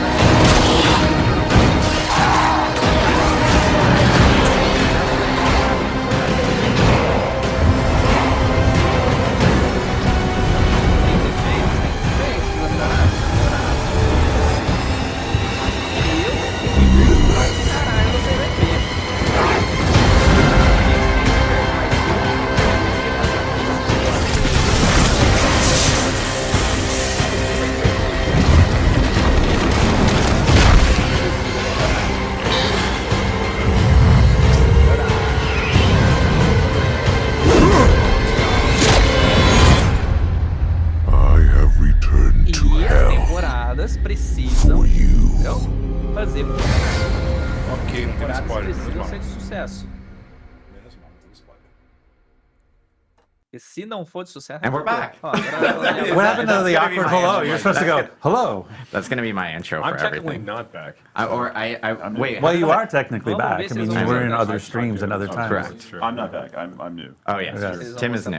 Tim also has the best voice in the world. Yeah. Wow. So really Tim is just going to talk for the rest of the stream. Wow, I didn't prepare for that at all. Surprise. Maybe you should actually introduce people? Yes, I will introduce people. We are now joined by our wonderful Diablo 4 developers. We have Tim Ismay. May I introduce you? Hello, Tim Ismay. I'm one of the lead producers on Diablo IV, specifically focused on seasons. I say that because if you ask me ele é o diretor líder do cara das temporadas, tá? Ele é o cara There's more than one season. More than one season. There is more than one season. Vocês lembram que Diablo or that's job security. Wait, we're supposed to be thinking about job security? And we have a familiar face. Joey P. Yes, Joe Pacora. I'm the associate game director for the live service. O que eles vão apresentar pra gente? Esse cara é o diretor de serviços. At last. But first. But first. Oh, but first. That's right. Because Adam has built everything possible to talk about except the season. Right. You can never start talking about seasons until we talk about something else first. But there are cool things to actually talk about. Correct. We, obviously it's been a little over a month since Diablo 4's launched. It's only been a month. Is it? Well, if you include no, but you're right. It is. Like I always the amount of feedback we get about like, hey, this thing, and you're like, it's been like 5 weeks. Like, Exactly. give us a second. Exactly. So, it has been a month, a little bit more than a month since Diablo 4 has wait, actually how did launched. you guys get a season done in 4 weeks? That's incredible. We started it well before the game launched. That's smart. We actually released it. We're extremely good at our job. Wait, so you I don't want to get in started the weeds, before everybody. the game I don't launched? want to get in the weeds, everybody, but like we did start before the game launched to make sure we got you. I thought you were just going to say zombies are really easy to make, and so therefore it was. Yeah, Oh my God. that's what it is. Okay. Also, people are saying that your mic is low, Mr. Joey P. My mic Yeah, is low. so I don't Okay, know if I'll bring it in a little we'll bit. fix that. I promise. Live broadcast, everyone. I Live can broadcast. project everybody. Yeah, That's he what's going to take. He can start screaming. Just scream at everybody. And you haven't seen So Joey P interrupted. scream. So you, Sorry. you're talking about the 5 week. I was just shocked by the 5 week thing, but anyway. Correct. So yes, it's been so 5 weeks. obviously it's been 5 weeks since we launched. We've had poça é numerous 17 de updates to the game, hotfixes, patches. We actually had a campfire chat in between. Where we talked about even a big update that was coming before Season 1. page. Yes, 13 page. Which people are like, well, that must have been like 14.5, double spaced. And I'm like, maybe it was. But it still was very big. It was like 11 pages on the actual site. But we've addressed a lot of feedback and everything related to the game. We still have more feedback that we're actually going to be addressing. And I will say that later this afternoon, there is going to be another patch, Climb patch, surprise, spoilers, or announcement. We will have patch 104. That's going to be hitting all platforms later this afternoon. There will be patch notes posted this afternoon. Not as very much not as chunky as 103, but it does address additional feedback and issues that people have been reporting over to us. Funny enough, I actually have this printed out? I don't think you can say that 1.04 is coming this afternoon and not give an example of something we're fixing. I know that they are actually doing a gameplay fix in regards to, or a gameplay adjustment to Helltide Chess, so that Helltide Chess will now actually drop unique items. Have the chance to drop unique items. Yes, sorry. Not like a guarantee. Now that's quoted, and I'm just like, yeah. But, so that's okay. That sounds stupid for me as the GM to go like, I thought they already could drop uniques with Helltide Chess, so I was mistaken there. Yeah. So there are some content types with the rewards are not dropping like unique items from it. So like Whisper bounty caches, for example, don't have a chance to drop unique items when you turn in for those. Didn't know that either. Yeah, but I think that there's opportunities for us to continue to like try to expose this more as we talk about these things moving forward. But yeah, this is an opportunity now. We want to make sure that when players are trying to target farm for certain kinds of uniques for their builds they need to grab in order to bring those things online, that those Whisper caches really can be used as a way to or not Whisper caches, the tortured gifts you can get from the Helltides events. Those are really good opportunities to go and try to go for those. And that's this afternoon. So once 104 goes out, once your uniques can drop in. That's right. That's this afternoon. Yep, and I will say, like, we've been getting, like we've mentioned many times already in this stream, we have been getting a lot of feedback, related to bugs, issues, or even just like general gameplay feedback, and it's something that the team has been reading through and getting through, and those are things that, obviously we're addressing as we get through all these different updates in the future and everything. We're building a big backlog. Like, this is the thing, I was making the joke about they started before, like, seasons started before we launched just to try to set expectations. Like we're moving as fast as we can, but we have to move also safely, because if we move too fast, we can kind of vibrate the game out of stability. And so we're trying to be as reactive as we can, but in a safe way, and knowing we have a large backlog of Season 1 was already well in flight, and Season 2 is also very much well in flight. And so we're trying to make those adjustments. So we hear the feedback, so please don't take the lack of instantaneous response as in we don't hear you. We hear you. We hear about, I want to lock my inventory. We hear you about all the different types of things that you're giving us feedback on, and we appreciate that feedback, and we're doing our best to address this quickly and safely as possible. So just trying to manage expectations that sometimes it might feel, but again, it's only been 5 weeks.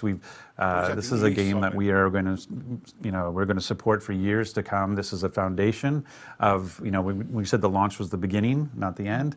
And so we're going to be continuing to support this game through many seasons and through expansions and what have you. And so please just allow us some time to catch up and work through our backlog to get to those items that we know that you care about. And I do want to note that we're, as we were in preseason, we were obviously shooting out a lot of updates really quickly. And this is something we talked about a little bit on the Campfire chat, but we are going to get into a more systematic way of being able to update the game. So it's not just going to be like ad hoc, hey, guess what, a new client patch type of thing, unless there's an emergency. But yeah, people start to find some familiarity with how we actually update the game around seasons and client patches that may occur, whether they are in between or only on seasons and so forth. So we'll have that actually communicated out, and people then know what to expect going forward when we do have different updates or different patches that actually do the game. I think it's really important that we have now talked about things we did in the preseason. We've made a number of changes on the balance side. We've responded to a lot of player feedback. We've got 1.04 coming out later on this afternoon. But Adam, what do the people want to hear about? Zombies! Zombies! So we're actually now going to talk about. No, but we do want to talk about Season 1. Season 1 is coming, and we actually have a really cool trailer to show off before we jump into it. So hit it, Rich and Matt. Vamos ver. A diferença. I am writing to you because although a great evil is receding from Sanctuary, a new festering curse now spreads its corruption across the land. More dangerous, more malignant than I could have imagined. I have found a way to stop this plague. To rip the dark power of these monsters from their very core and turn it to our advantage in destroying them.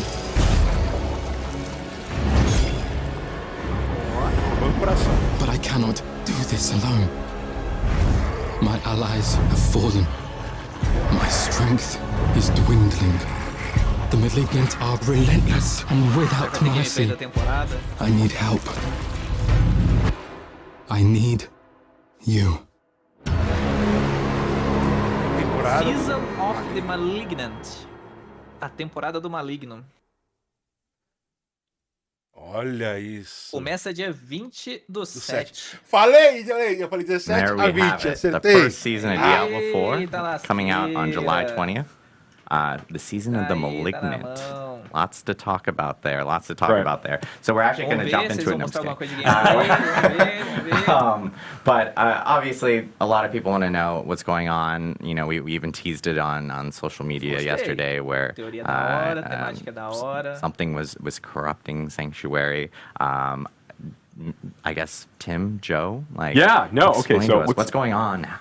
So Season 1, the season of the Malignant. So our very, very first season in the game is going to basically take place after the events of Diablo IV. So after the redacted and the redacted have happened and the player has finished redacting the redacted, once all that's out of the way, that's when things are really going to kick off in the world of Sanctuary, kind of step off from that point.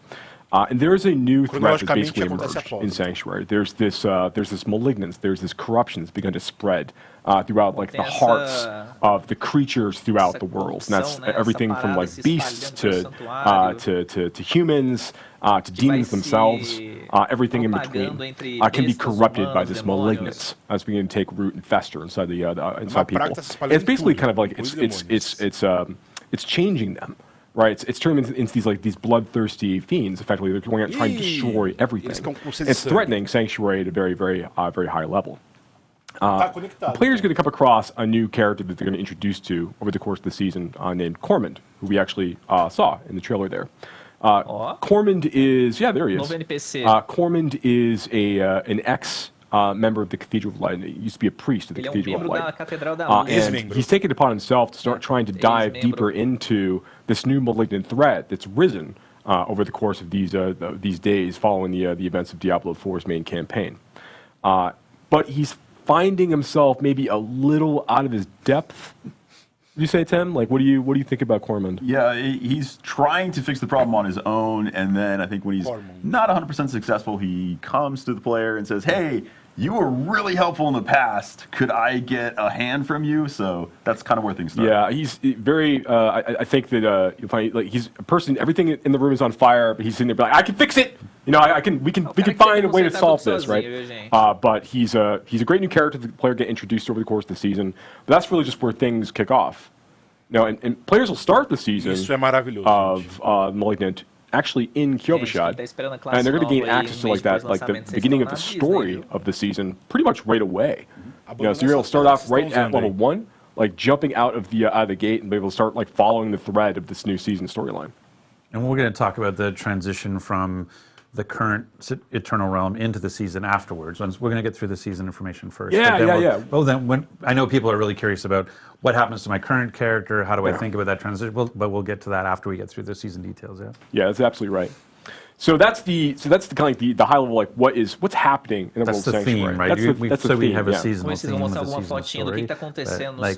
What about the mechanic? On top of the theme, there's usually the seasonal mechanics. So what's the mechanics that we're looking at? We're trying to add more stuff to seasons that appeal to everything that a player does in Diablo IV. So we are adding story, the elements of what you're going to find out about what is actually happening to Sanctuary. But then we want things that are new challenges for the player, things that you can fight that maybe you haven't fought before.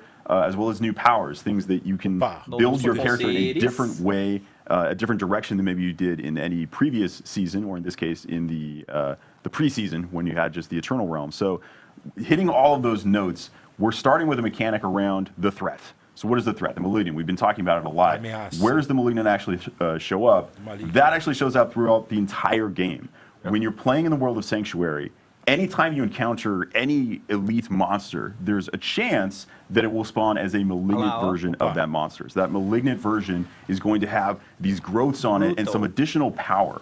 After you kill it, a heart will actually appear, the exposed malignant heart that was causing this. If you then interact with that heart by using a Cage of Binding, it now starts a ritual where it's pulling all the malignants in and a new, even more powerful version of that elite is spawned.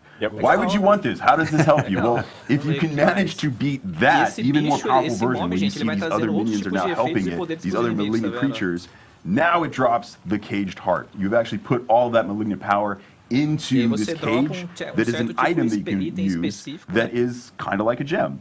It's like a gem in the sense that you can socket it into gear. It is very much not like a gem in the sense that it has an enormous amount of power.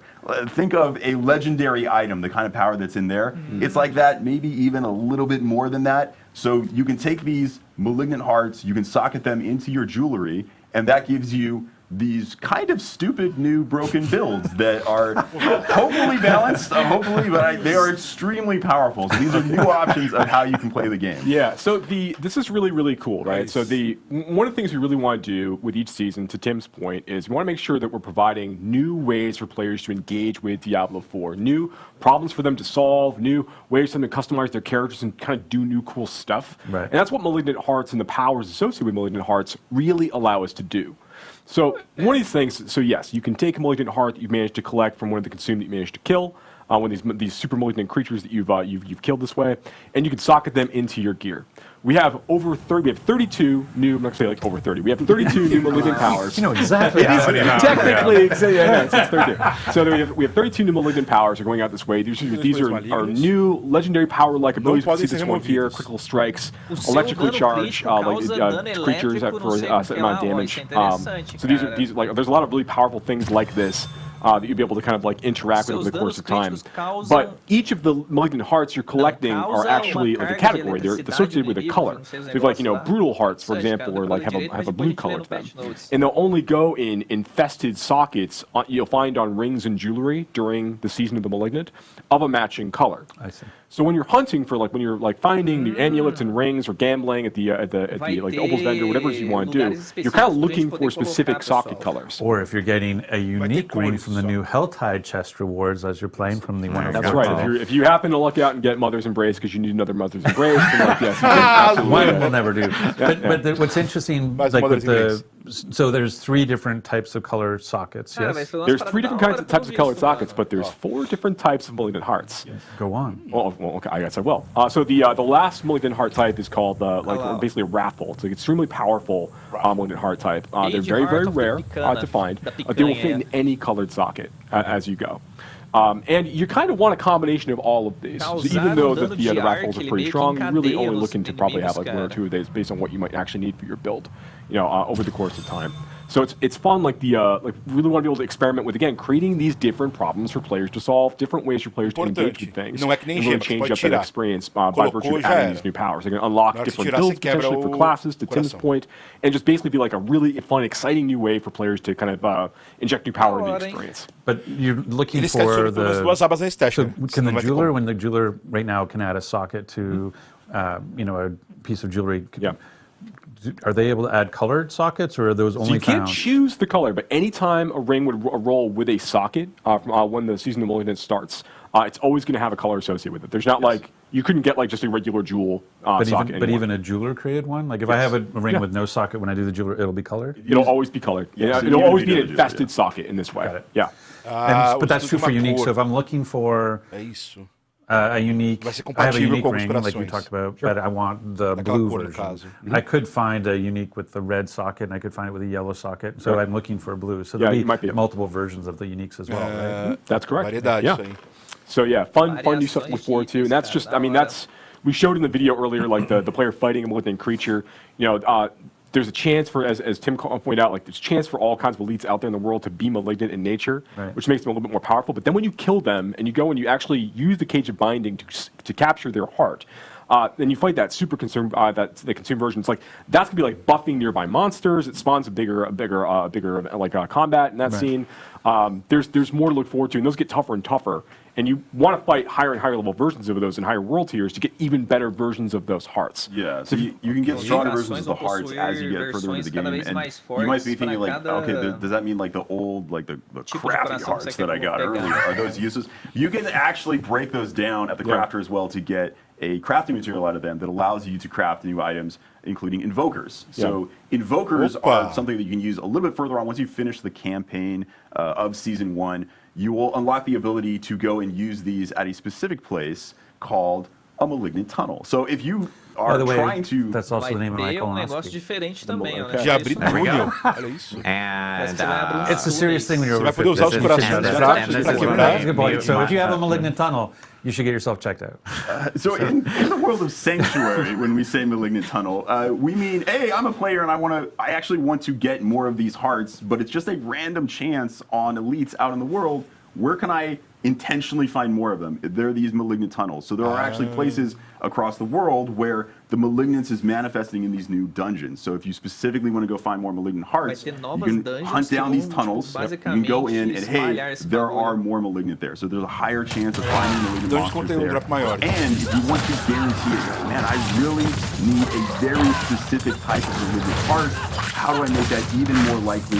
That's when you take your crafted invoker, you go all the way to the end of a malignant tunnel, and you can use it on a malignant outgrowth. And you use it on that outgrowth. Vai ser similar a DG, pelo que eu entendi. Você vai usar para bufar uma... It's going to have the color associated with it of the heart you're trying to find. You kill that, and you're going to get the specific heart. So there's a little bit more targeted farming you can do as you approach the end game. Bufar uma dungeon pra isso. So have, like, go to the C video, it will be able to show you going into an evoker event where you can go in and sort of, which I've heard called the turkey baster from hell, basically, is what an invoker looks like. It does kind of, yes. I don't, that wasn't the art direction on it. Yeah, at the end of these Malignant tunnels, you're going to find that there are these massive malignants that you're going to be able to go and interact with. And each of the tunnels has a few different ones that can potentially spawn, different colors of malignant outgrowths that can spawn from those. So it gives you those opportunities to go and really target farm, as Tim's pointed out, certain kinds of malignant hearts as the players progress through the experience. Yeah. So when we show, we were just showing it, technical show the one you were just showing, because that was the invoker event. So basically, there's a growth. You get to the end of the tunnel. There's you're able to basically, essentially requesting a monster of a particular color. Yes, you're saying I want a blue heart. A chance to get a blue heart by trying to defeat the blue monster. Yes, that's right. And some of these are particularly later on in the experience, the most powerful hearts you can get are going to be delivered from things like these invoker encounters that we go and interact with. So yeah, something we're very excited about. So basically, they use an invoker on the one of the pods. That's right. Yeah, the outgrowths from this malignant mass, which then creates a blue monster for you to fight. You have to take that down, which will then. So does this one go through the same mechanic where I have to kill it, try to capture heart to kill the harder thing? Yeah, when this thing pops up, after you kill this one, you don't actually have to capture it. You're fighting the powerful version immediately. That's what I was asking. So you don't have to do the 1-2. That's right. So it's kind of a little like the sigil crafting, where you basically, I've got a bunch of stuff I'm not using right now. I can craft it down so that I can focus what malignant hearts I want, because maybe my build, I know I want a brutal heart, but I haven't running into any blue malignants out there in the world. So now I can go into a malignant tunnel, fight my way to the end, have an opportunity to use the invoker to create a blue malignant to go after its heart. That's right. That's right. Yeah. Right, called it all. That's all I'm here to do is summarize. Boy é uma cópia de Diablo 2, porra. I will take everything you said, summarize it into 2 sentences. And I know, obviously with the story and so forth, there are new a new boss and so forth associated with it. We're not really talking about the boss. We're not redacted, but there's new boss monsters for players to fight over the course of the season. There are new legendary items for players to collect this season. Correct. There's our legendary powers, I should say, for players to collect. There's new unique items for players to collect. Now, those new unique legendaries and the unique. Thanks for that. Those are not just in the seasonal realm, though, right? Are those things that are also showing up in the Eternal? That's right. Those will also show up in the Eternal realm. Opa, vai comentar também isso. If you're a player who's really trying to continue to progress your character in the Eternal realm, there's now a few new items for you to go try to hunt for and use to kind of augment. Vai ter no Eterno também isso. This is the moment where I can do the season thing. So you probably saw before on the screen when we looked at the cinematic, was awesome, and we said July 20th. Oh my God, there it is, the day it's coming out. We are actually putting out the patch a little bit earlier. So just for awareness, so everyone knows, you're going to see your game patching on July 18th. That is all of the stuff coming to you that is going to turn on July 20th. Balance changes, the new items. So July 18th is actually anything that shows up on the Eternal Realm is there right away. If you just want to continue playing the game as normal on your existing characters, or a new Eternal character if you want, July 18th, the new legendaries and uniques that they were just talking about will be available to you on the Eternal Realm, as well as any other improvements, balance changes, rewards changes that we made. Those will be there right away on July 18th. July 20th, the season turns on. You can now create seasonal characters. I think going back to managing expectations, I think one of the things we've been trying to be really clear about with seasons is that it is not a continuation of the main campaign storyline. We've been trying to use phrases like it's a new quest line. Working with Corman to solve the malignant is a big, is obviously the journey you're on, but it's not about the Anarias Lilith journey. Os chorões vão achar outra coisa pra chorar. It's a side story inside the open world. Yeah, it takes place after the events of Diablo IV. But you're absolutely right. This is a new self-contained story within the season of Malignant, which is great. It just gives us affords us a lot of opportunities to tell an exciting story and create these new big features that kind of go along with that and support it. So as I'm playing through that now, it would be amazing if there was some way to sort of track my accomplishments through the season. I don't know, maybe some sort of journey perhaps would be really... You want to track your seasonal journey through some kind of feature. I don't know if I could tee that up any higher for you. We went from golf to T-ball really fast, yeah. No, absolutely. So there is, this is obviously with season 1 where we're going to bring out the season journey feature, which I know we talked a little bit about on stream before, but I guess it's worth maybe calling out and maybe a little bit more clarity. Hey, look, it's this, but without redacted all over it now. That's right. Yeah. So this is no top secret. Yeah. So this is the battle pass introducing as part of season 1, and then going into here, you'll see the season journey. And again, so the season journey is separated into 7 chapters, and like these major chapters, and each of those chapters has a number of objectives inside each of them in order to allow you to progress that chapter. And you don't have to do all of them? You don't have to do all of them. You have to do a subset of them in order to advance to the next chapter. So I think it's really cool. So like objective to objective, you're going to be earning favor drops, which can be used to fuel your battle pass, which we'll talk about a little bit more in a minute. But also for your chapter completion moments, you're getting big drops of that favor that's going to be used like an experience point value for your battle pass. But you're also going to be getting some like item rewards, and importantly, you're going to be unlocking new legendary aspects, ones that you can't normally get through the Codex of Power, through like dungeon completion, and also many of our new legendary aspects we're adding in the season. If you're playing in the seasonal realm, you can collect that for your Codex of Power by going to the season journey. So it's a great way for you to introduce yourself to some of these new things as you're kind of playing through. Yeah, I love this. Like one of the things that's hard about, for people who know Diablo 3 and its sort of journey. Hold on, wait. Do you love this? I love this. Oh, that actually feels really good to hear. I love this. The notion around, like, I like the fact that the subset aspect of it, because I know there are certain things. I'll pick a stupid example. It's like maybe I hate sellers for some reason. I'm a seller hater, and so I never want to complete a seller. Then the fact that I can advance chapter 1 to go to chapter 2 without ever doing what lurks below, I think that's great, because that's like I find you get into situations. I have other games where they're like, you must do this thing that you really don't want to do in order to progress, and the fact that I don't have to do that here, that I can choose a subset of things to continue my progress, I think is really smart. Yeah, I think it's really good here. One of the things we really want to do is make sure that like the base example of this is like really like letting players use our fields of hatred as opportunities to kind of like progress their characters instead of the season. But we don't, and we want to include that, which is the season journey, which is the PvP content in the game. But we don't want to make that like a requirement that you must go do this content in order to progress your season journey. We want to give players the option to do this if they choose. One thing I do want to call out here as well with the season journey, and you're going to call it out in some other places, is that it can be confusing to players initially that you go to this battle pass screen, you click on the season journey button. Do I have to buy the battle pass to get this? No. Everyone has access to the season journey. This is a base feature that everybody is engaging with. Actually, everybody has access to the battle pass too. You're engaging, even if you never pay a cent, you are engaging with the battle pass. You're getting free stuff. In the seasonal realm. In the seasonal realm. Yes. Ron has always reminded me to say that. Essa galera toma shampoo, literalmente, velho. This stuff exists. There is no season journey if you're not in the season. That's very important. It only exists there. There's no battle pass if you're not in the season. Right. Yeah, that's absolutely correct. So yeah, that's essentially the way the season journey works.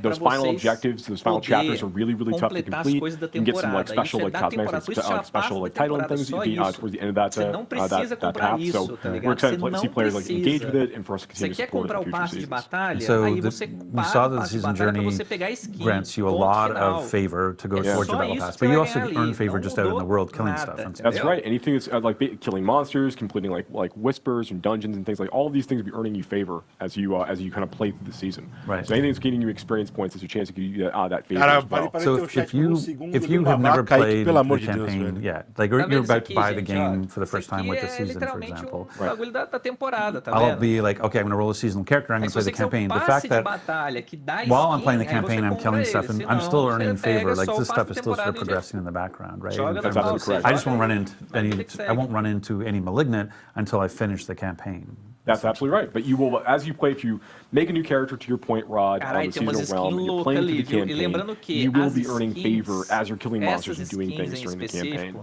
But a lot of those, and you can also progress your season journey, but some of those objectives might require you to go and interact with season features that aren't available until after you finish the events of the Diablo IV main campaign. And that's probably one of the big things to be clear about. I know we're going to talk about the transition later, but in terms of getting access to the mechanic, the idea of talking to core men, capturing malignant hearts, having rings with colored socket or jewelry with colored sockets, that stuff all takes place post-campaign. That's correct. And so if you haven't beat the campaign yet, you're not going to run into these seasonal mechanics. Right? Yeah, you won't fight malignant creatures, for example, while you're going through the campaign on the seasonal realm, but you will shortly thereafter. So one of the things you can do, and I know we're going to talk about this, and we keep saying we're going to talk about this, and then we talk about it anyway. But like, so I would say, like, you know, one of the things you can do to get ready for the season is to make sure you finish your campaign playthrough. Diablo 4, jump in. You can choose to skip campaign when you make your new seasonal character, and dive right into the seasonal story and content immediately. And that's forevermore. That's one thing we tried to say is that once you complete the campaign on one character on your account, one character, for every season moving forward, for any character you create moving forward, you can skip campaign and start off in Kyovashad level 1 off. Well, and you know, not always Kyovashad, but yes. Is that the only thing that we can be doing to prepare for we should season get to one? we should get to the battle pass. So the favor, so you have favor flowing because you're playing the game. Because you're playing the game, because you're doing your season journey objectives, you're getting even more. And I was going to say you're getting more, and the favor is really flowing because I'm completing the season journey objectives. And so that favor is feeding into your progress on the battle pass, whether you've chosen to just have the free battle pass or whether you've chosen to upgrade it to a premium battle pass. That's absolutely correct. So can we go back to the screen? Because I think it's one of the things. Tranquilinho, vida que segue, já era. Part of the thing is kind of, you know, we use the term, why would I want to complete the battle pass? And one of the reasons you would want to complete the battle pass is you could look like this. Yeah. And by completing the battle pass in terms of the mount armor, the armor that the characters are wearing.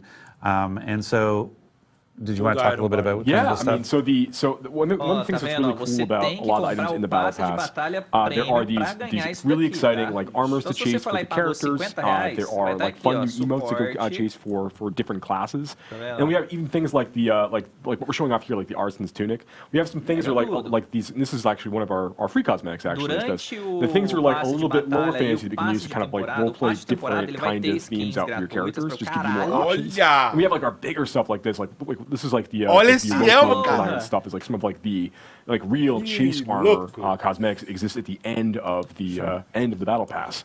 It's one of the things that when you notice either the role-playing armor, like the Artisan tunic, or the helmet, is that one of the big things about the battle pass is that unlike the shop, the battle pass, all of the cosmetics are class agnostic. So we have a preview for all 5 classes, so you can see what it looks like on a barbarian, what it looks like on a druid, what it looks like on a necromancer, and those sorts of things. And that's one of the nice things about the battle pass is everything you're earning on the battle pass, class agnostic. Yeah, for those transmogs. The exception is the transmog weapons. There are transmog weapons on there that are class specific, just because classes only can equip certain weapons. Yeah. So if your class can equip that weapon, then you have access to it.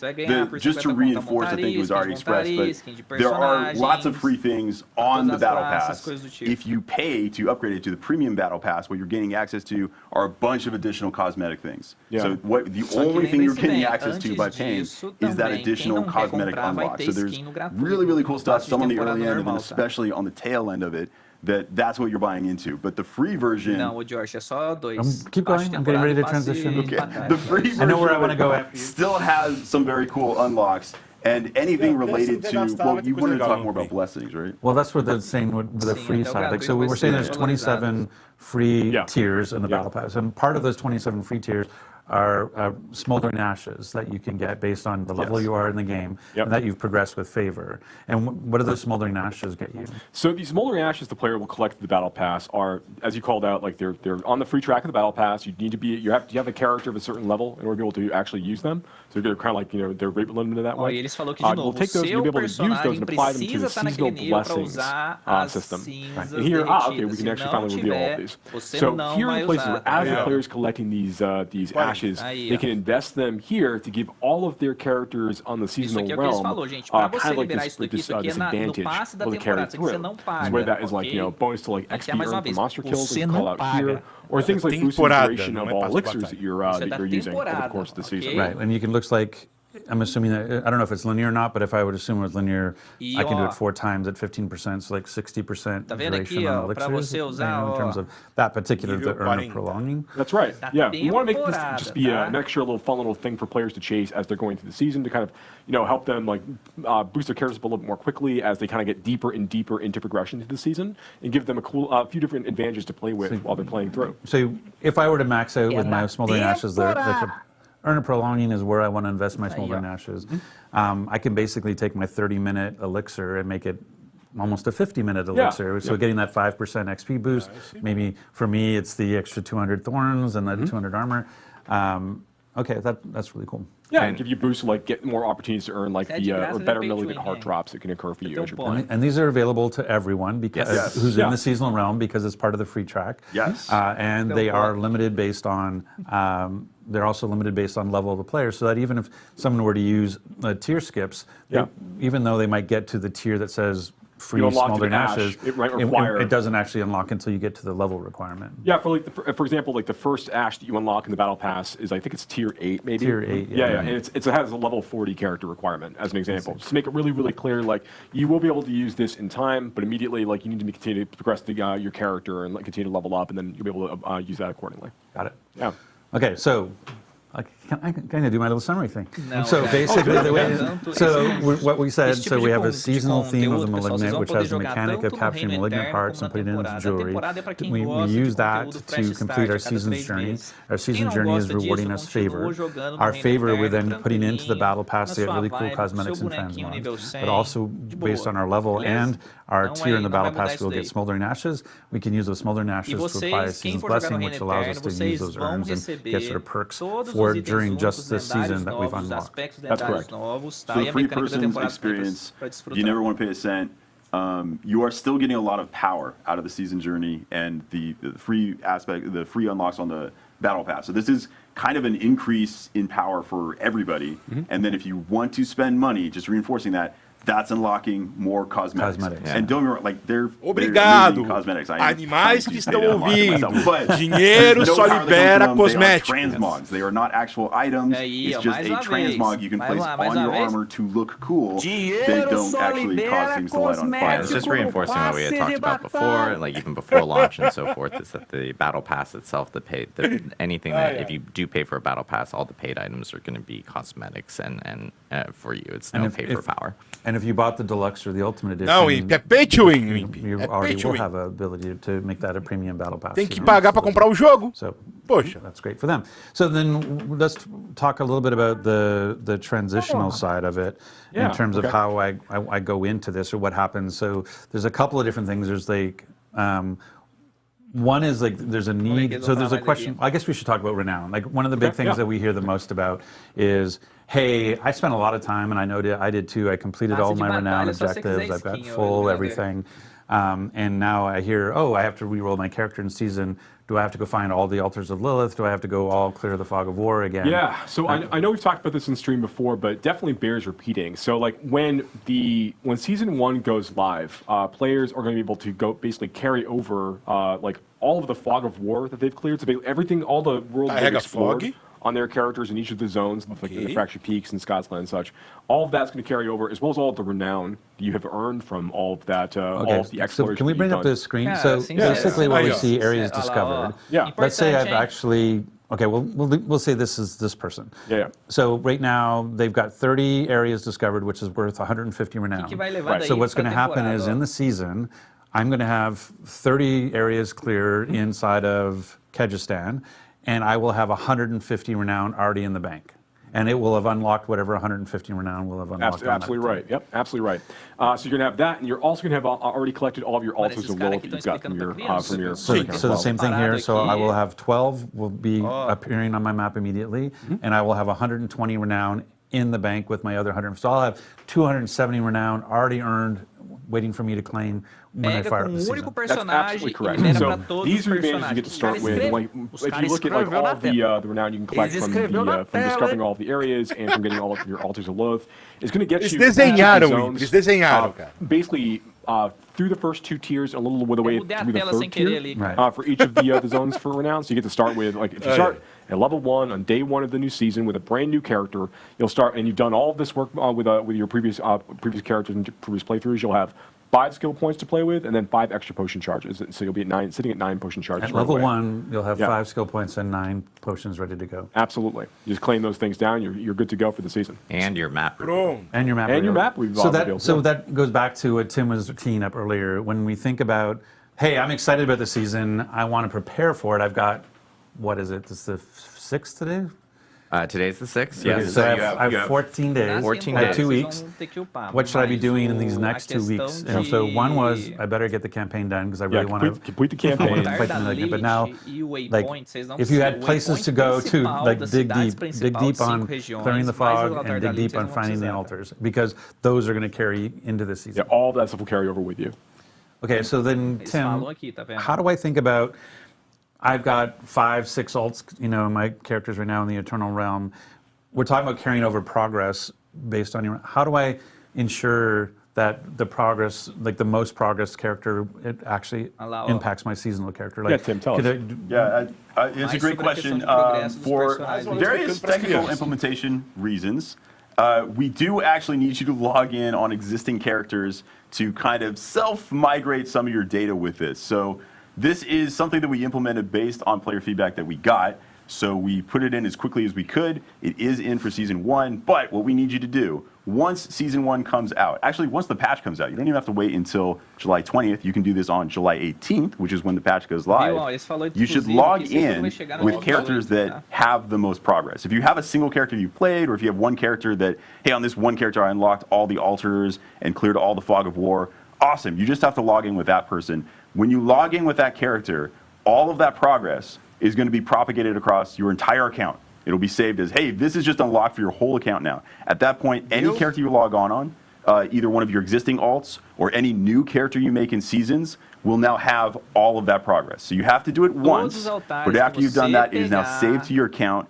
And just to reinforce, the experience you're going to have if you have unlocked all of these things, it takes a little bit of work, but if you've unlocked all of that, when you start that new seasonal character, wow, is that a lot of power. You are going to level pretty fast, because extra 5 skill points, extra 5 potions, you are ridiculously overpowered when you first start playing. Like, that is a lot of extra power. So, and because that is a big caveat, like, we will be reminding everyone. I'm going to be, like, literally saying it from the rooftops. I know we will be posting it in our patch notes on that come out for the patch on the 18th, just to remind people that, yes, log into your characters beforehand. Even if you log in, like, if you jump into the season later on, you can log into those characters with the most amount of progress. Well, that's the two things we should, because there'll probably be questions, but one is, I don't do that for whatever. I go on vacation, I'm not playing, I come back, the season started.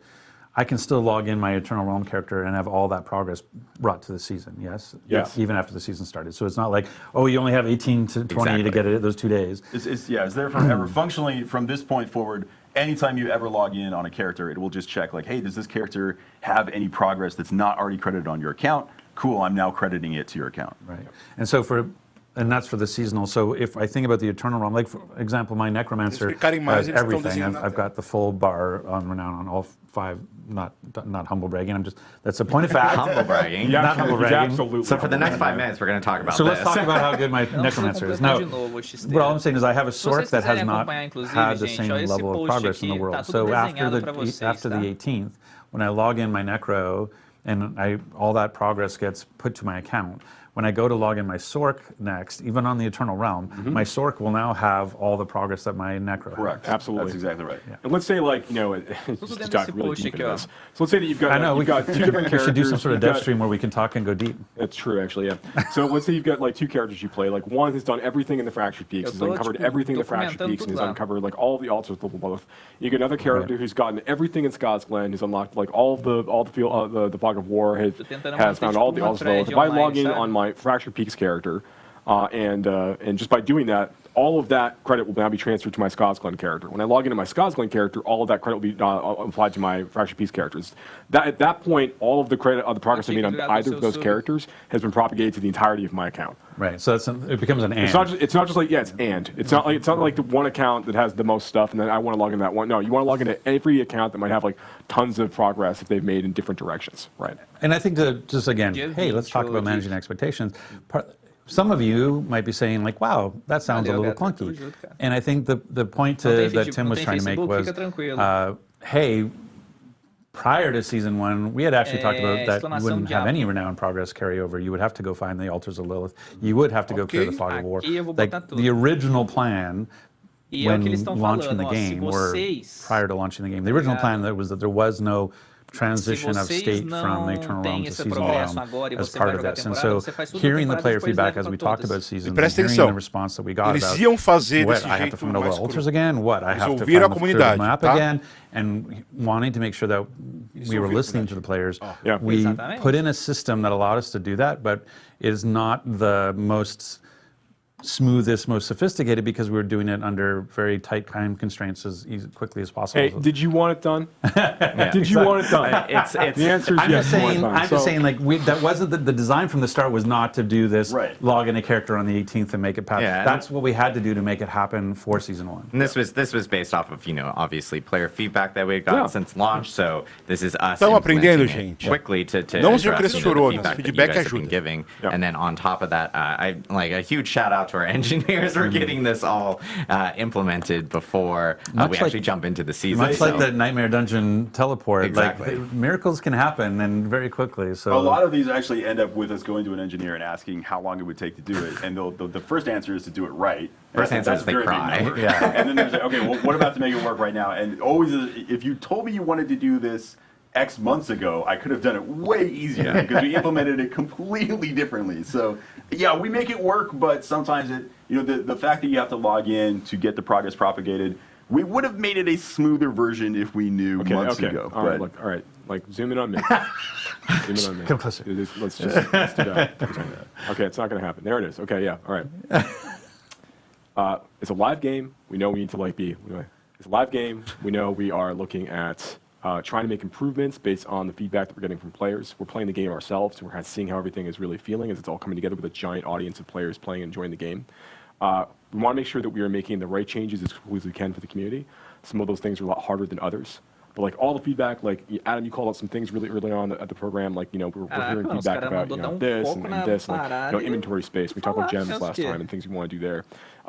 We're trying to move very quickly in a lot of these things. Some of them are a lot more challenging technically to do than others, but we are rapidly moving on as many changes as we can because we are fervently trying to make the very best version of Diablo IV possible in the fastest time frame that we can to deliver to the player base, because we're players too. We also want the same things. So just know that we're working hard. We care deeply. We love our engineers and our designers and our producers, and the staff's been helping with all of the hotfix and everything else. We are trying to make sure that we are delivering a really, really high quality experience to players on a regular basis. So just stick with us. Keep giving us that feedback. We're going to keep making adjustments as we go between seasons and other updates. I can attest that whenever Joe would like to make a change based on feedback he's seen from reading it wherever he reads it, the first version is always, can we do this immediately? That is always the first request. Never like, hey, let's get this in eventually. When it makes sense and when it's comfortable, no, it's always, could we do this right now? Is it possible for us to do this right now? So I want to move the Overton window where I just expect everything to be done in 6 seconds. But this is the thing about about doing it safely. Like, I think one of the sort of the junior mistakes some people can make is this idea of like time is only what it takes to implement, and it's not. It's time is also what it takes to test and make sure that it's robust and stable. And so that's one of the things that, like, when you look at we have a follow the sun QA organization around the world, and that's what allows us to do, I don't know, what to 15, 16 hotfixes or more now. And our big client patches is that ability to not only can we get we have some heroic engineers who can turn stuff around very quickly, but we also have some heroic QA teams around the world who are helping us make sure that when we make these changes, we're doing it in a safe way. So, but I appreciate your patience on that. And so this is exciting. Season 1, Season of the Malignant. Yes. It's finally here. Yes. We're waiting to reveal this for a long time. In 2 weeks. And again, like Tim had mentioned,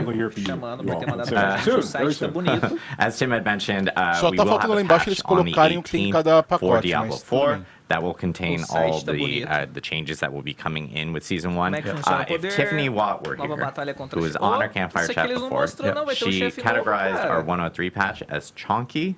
I will categorize in Tiffany Watt's words as super chonky for Season 1. It actually is our largest, or chonkster, as Tim called it. I think we were chonkers. So we're going to pull up the Wikipedia entry and actually go through it, the history of chonkers. But yeah, it is very big.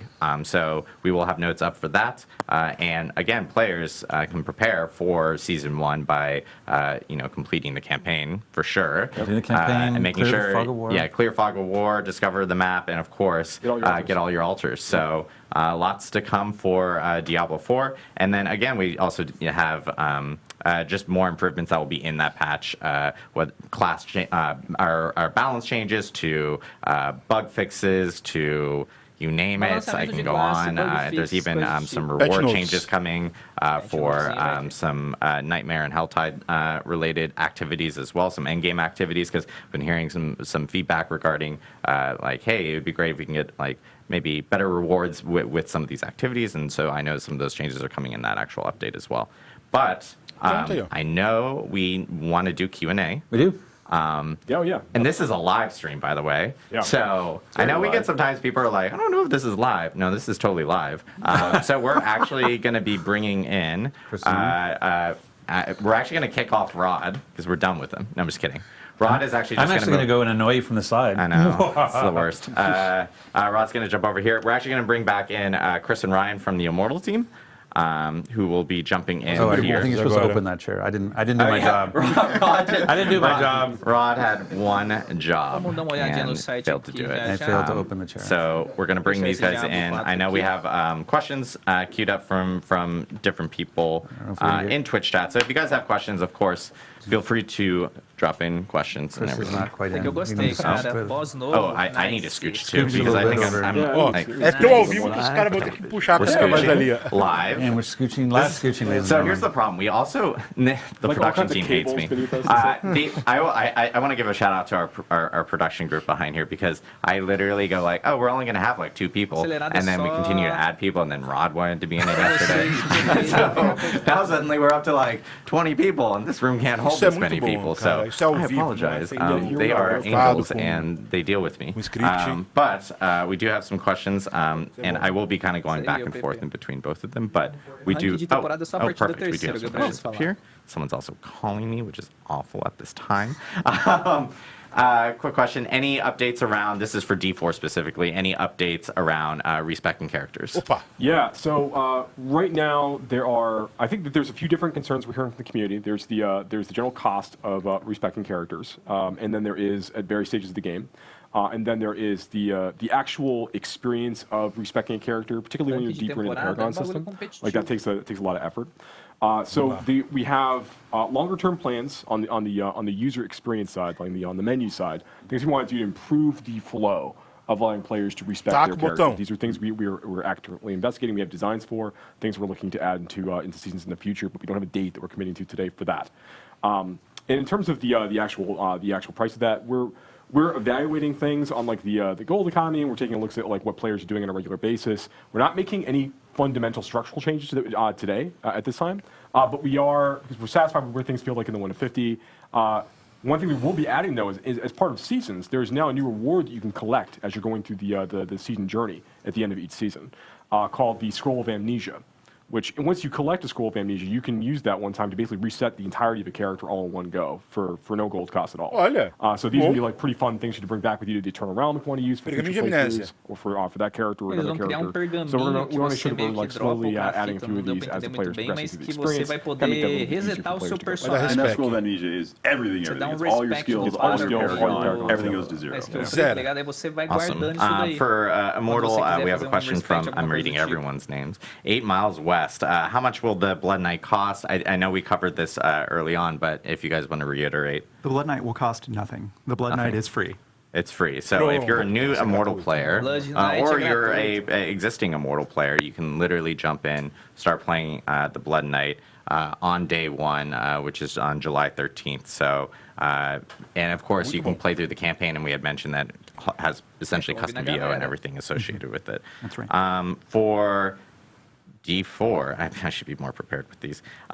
That's usually that's a safe statement all the time. Is you should be more prepared. We have Rod judging me off screen right here, and I'm just like, awesome. Perfect. Little side story real quick. So we have a thing in design called design armor, where like as you're about to like talk about an idea with someone, you're like, this might be a really bad idea, but and that's you putting up your shield. Saying, this is my design armor. So I know that this might be really, really bad, but we're talking about it anyway. So yes, I should probably be more prepared. But that's your design armor. Question from expandir o bagulho pra galera, deixar a galera jogar. You committed to saying the names. I know I did. We don't want anyone to suggest that these are not good questions. Yeah, from Fig Larna, will seasonal mechanics be added to the Eternal Realm after the season ends? I think that's something we didn't actually clarify fairly well. That is a great question that actually gets asked internally as well a lot. Like, hey, this is awesome. Are we going to keep it around forever? Initially, no. Like, initially, the version of the melee mechanics that you're seeing are not planned to show up in the Eternal Realm. However, we are reserving the right as developers that if we see something cool and we think, wow, this is just fantastic, this should just be part of the game, that we will just make it part of the game. So it is absolutely an option. Some mechanics you might see in future seasons might be that way right away. We might be planning that, hey, this will show up in Eternal Realm right away. Others will evaluate them as we play them and then see if this is working really well. This is something that we want to integrate with the Eternal version of the game. Yeah, I want to stay on this just 1 second longer. That's not to suggest that we're not going to be, as part of seasons, intentionally using those update opportunities to create content for the base game, like stuff that will persist beyond the end of the season. But we really do want to hone in on the idea that we're like, Malignant Hearts are very powerful, as we talked about before. They're really, really cool. They're very exciting. We can't add something exciting like that every season if it's expected to all last, because the game's going to be a complete mess. Right. So we're not going to do that. What we would end up needing to do is all of those things would be extremely incremental in terms of what they offered to the players over the course of time. And it would make the game extraordinarily dense in terms of what the players expected to do on a regular basis. And to understand. We know that there's opportunities to extend things like add more endgame features. We know that there's more content that we want to add to the game in general that like everybody's going to need forever, and we're going to be looking at those opportunities as we go. But things like Malignant Hearts, we don't want to have something of that size in Season 1 and add something of similar size in Season 2 and then Season 3 and Season 4. The game's going to get very extremely dense and difficult for players to really navigate. We want to be able to like, take these things away, introduce new ideas, but having known what worked really, really well with Malignant Hearts and what stuff we can maybe improve upon, we get to take all those ideas. It's also part of the cool factor of the season is that when you're going in these Malignant Hearts, it's there for the season. So even let's take a player that, let's say, doesn't like to play all except of the same class. I just love playing Barbarian, and I have 3 different Barbarians already on Eternal because it's the perfect class player, and all you play is rogues, and all you do is build rogues. There might be a lot of those too. But let's say a Barbarian. That's my hypothetical. I'm sticking with it. So I'm a Barbarian lover, and I've made all these Barbarians. Season 1 is still an exciting time to make a new Barbarian because we have all of these new Malignant powers that allow you to make radically new builds that are completely different from Barbarians you played in the past. Your endgame is going to be very different. So that excitement goes away if we just say, like, oh, all of these powers just exist in the game forever. The whole idea is that no, every season is a fresh new experience that gives you builds that did not exist previously. So the idea is some of that stuff is always designed to go away. It's brought off camera speak. Maybe speak to the fact that everybody starts at the same place of the season is one of the benefits, so that people aren't like a year behind when they go to play Season 4. Yeah, that's an important part of this as well. One of the reasons we really like the idea of letting players start back fresh and have like an economy reset, players really jumping back in the experience at level 1 with characters, is it allows us to focus on making sure the entirety of that journey is really engaging and exciting for players to go through. And we want to make sure, like by the end of the first session, for example, like you're getting exposed to like the new features and content available that we're introducing in that season. That everything feels like it's balanced in such a way that players can really enjoy the new things that we're adding in the way that they're kind of intelligently mixed with the rest of the features in the game itself. So that we think of that experience is part of what makes a Diablo game anyways, like making a new character, getting those item drops, like building up towards the end. With regards to like the way that we decided to conduct our efforts in seasons for Diablo 4, we think this is a really, really like the prime example of the way that we can make this work. But I wanted you to hit on the point, the fact that if somebody buys the game, they're not like fundamentally behind. Yeah, if somebody like, I'm gonna mess with the camera people. Can you? You can't even do it, can you? You can't even get there. All we can do is I can just have my talking stomach. Oh, hey, what's going on? The notion of the thing that we're talking about is that we want, again, the game is a live service. The game's going to live for years. We want somebody who buys the game a year from now to not feel like they're a year behind when it comes to. So one of the benefits of seasons in Season 4, on day 1, you and I are both level 1. I bought it that day, you have owned the game for a year.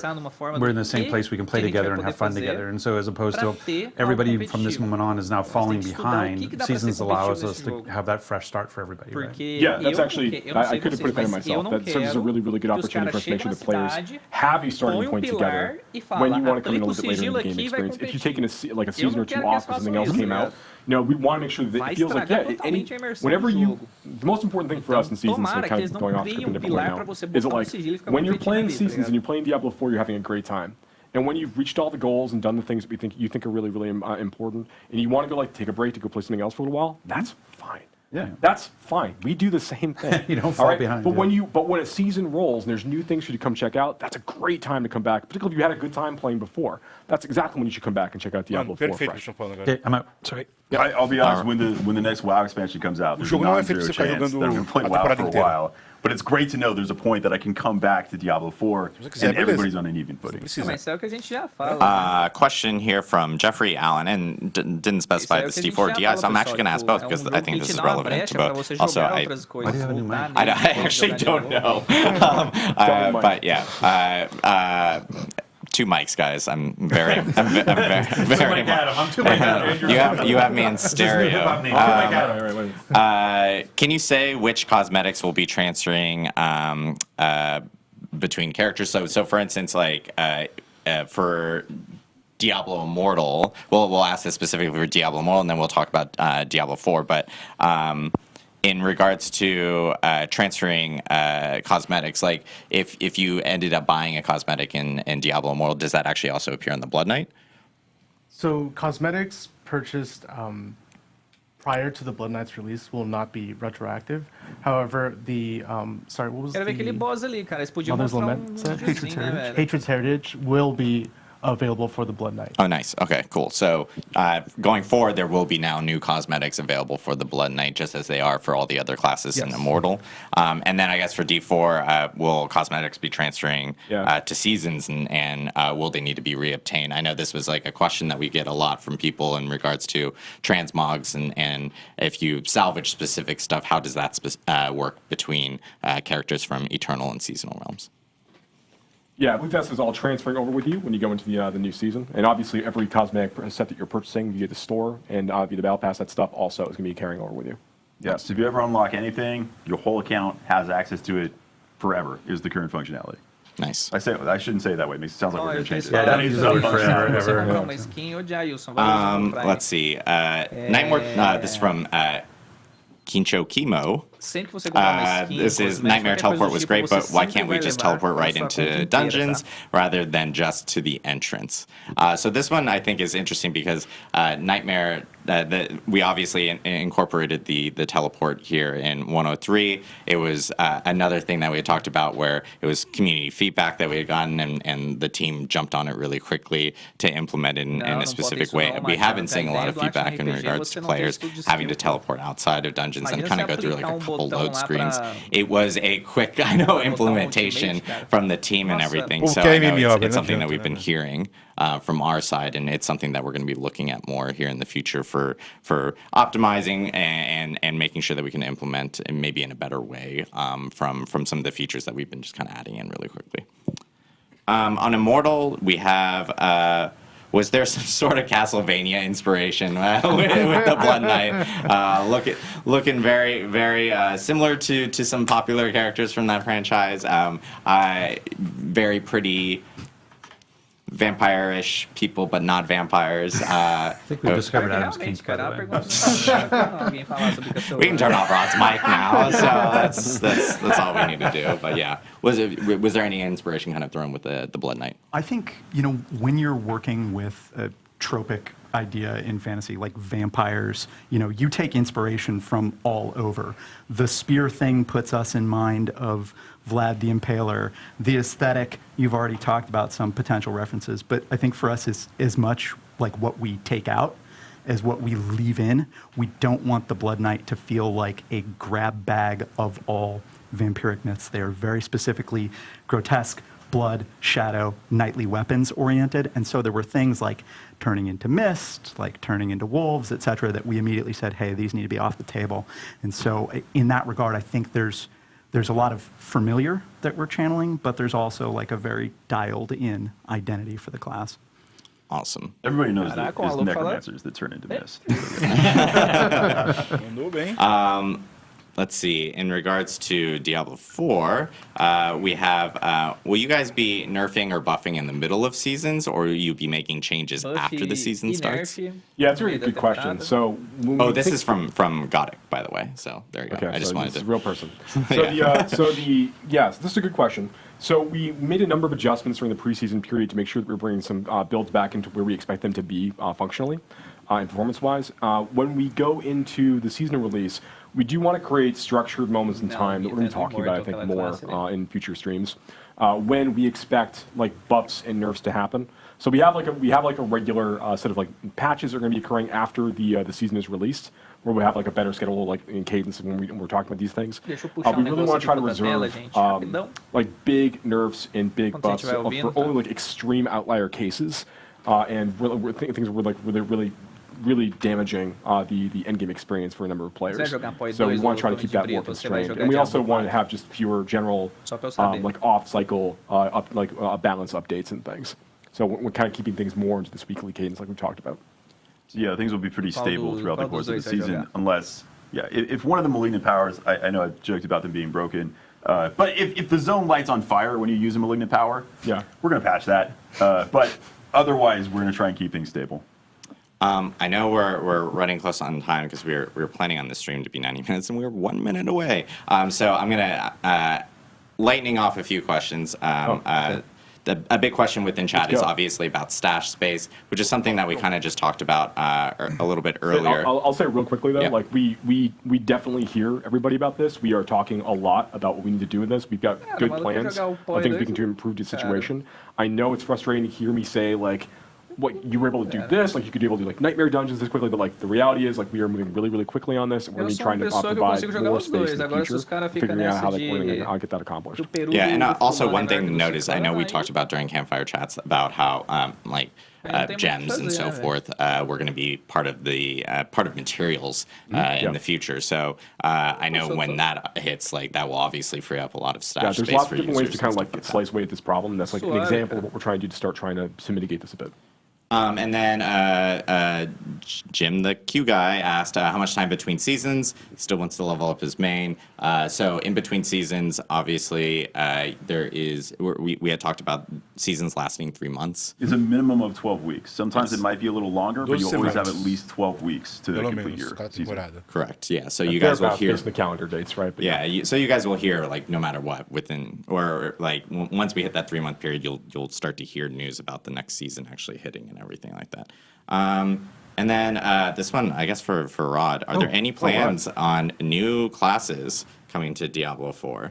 We've just heard about the Blood Knight, so they're we have nothing to announce at this time. Oh, wow. That was very strange. Yeah, Rod sitting off camera can answer that perfectly. So yeah, I think we're going to wrap it here for today. Obviously, we talked a lot about all the stuff with Diablo Immortal for the Blood Knight coming out on July 13th. We also have for Diablo 4 Season 1, Season of the Malignant, which is going to be the patch will be on July 18th, and then the actual season starts on July 20th. We do actually have 2 blogs, one on DiabloImmortal.com and one on Diablo4.com. They'll be going live either right now or immediately after this live stream. That'll have all the details and information that we just talked about here on the stream. Yeah, lots of stuff coming up here for Diablo. Patch this afternoon. Oh yes, and there's a patch this afternoon. You'll be seeing. Oh, I forgot. That's why I have to do it immediately after the stream. I was trying to get out of it, guys. But we will have a patch. We'll have patch notes up on Diablo4.com. We have a patch article that will actually and we'll be updating people when that patch does hit. It is a client patch. It will require a download. It will be on all platforms. And yeah, lots of Diablo stuff coming up here in the next few weeks. Really excited. Happy Diablo family. Yeah. tons of stuff coming up. I know we will be rating 2 Diablo content creators immediately after this stream, one on Twitch, which is Barricade, and the other one on YouTube, which is Killswitch. So make sure to tune into those guys. And thank you guys so much. Thanks for tuning in to the Diablo Developer Update live stream, and from everyone here on the Diablo team. É isso aí. We hope you have a wonderful weekend. Espero que vocês tenham gostado dessa cobertura aí que eles fizeram, e agora a gente vai falar um pouquinho a respeito. Eu gostei, achei muito bom, mas primeiro preciso fazer uma pausa para ir ao banheiro. A gente vai dar uma olhada no site PTBR, que agora a gente vai aprofundar diretamente na mecânica, tá, gente? A gente vai ver aqui. A gente vai dar uma lida aqui por cima do que está disponível pra gente. Tá? A gente vai explicar como é que vai funcionar. E caralho, essas skins aqui tomaram o cu, porra. Foda, velho. Nossa. Eu quero ver o boss novo, cara. Vai ter um boss novo. A gente vai ter uma parada que são os túneis malignos para encontrar um catalisador de corrupção, e a gente vai lutar contra o Varshan, o Consumido. Um novo boss do game.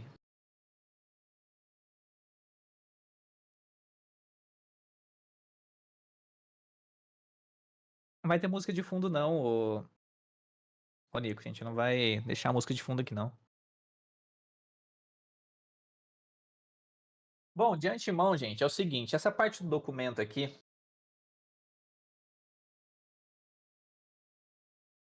Eu vou deixar aqui, ó, como...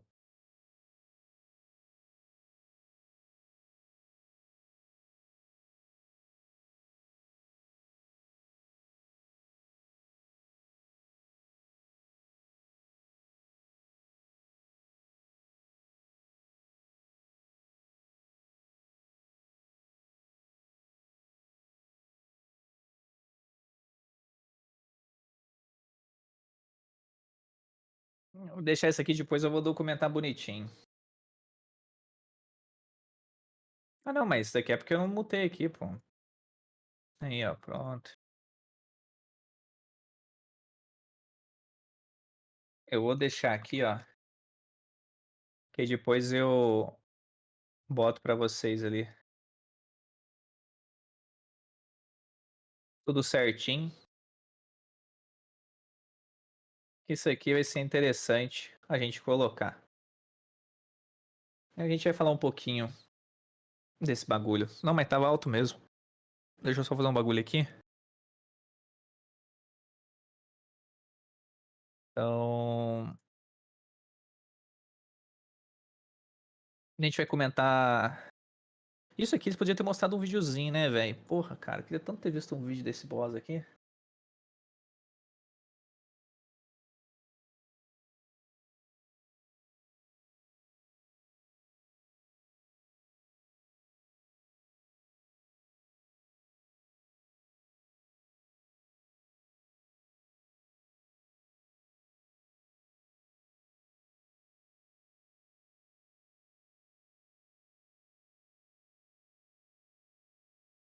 De antemão... Pronto, voltei. Ai, ai. Deixa eu encerrar minha live aqui.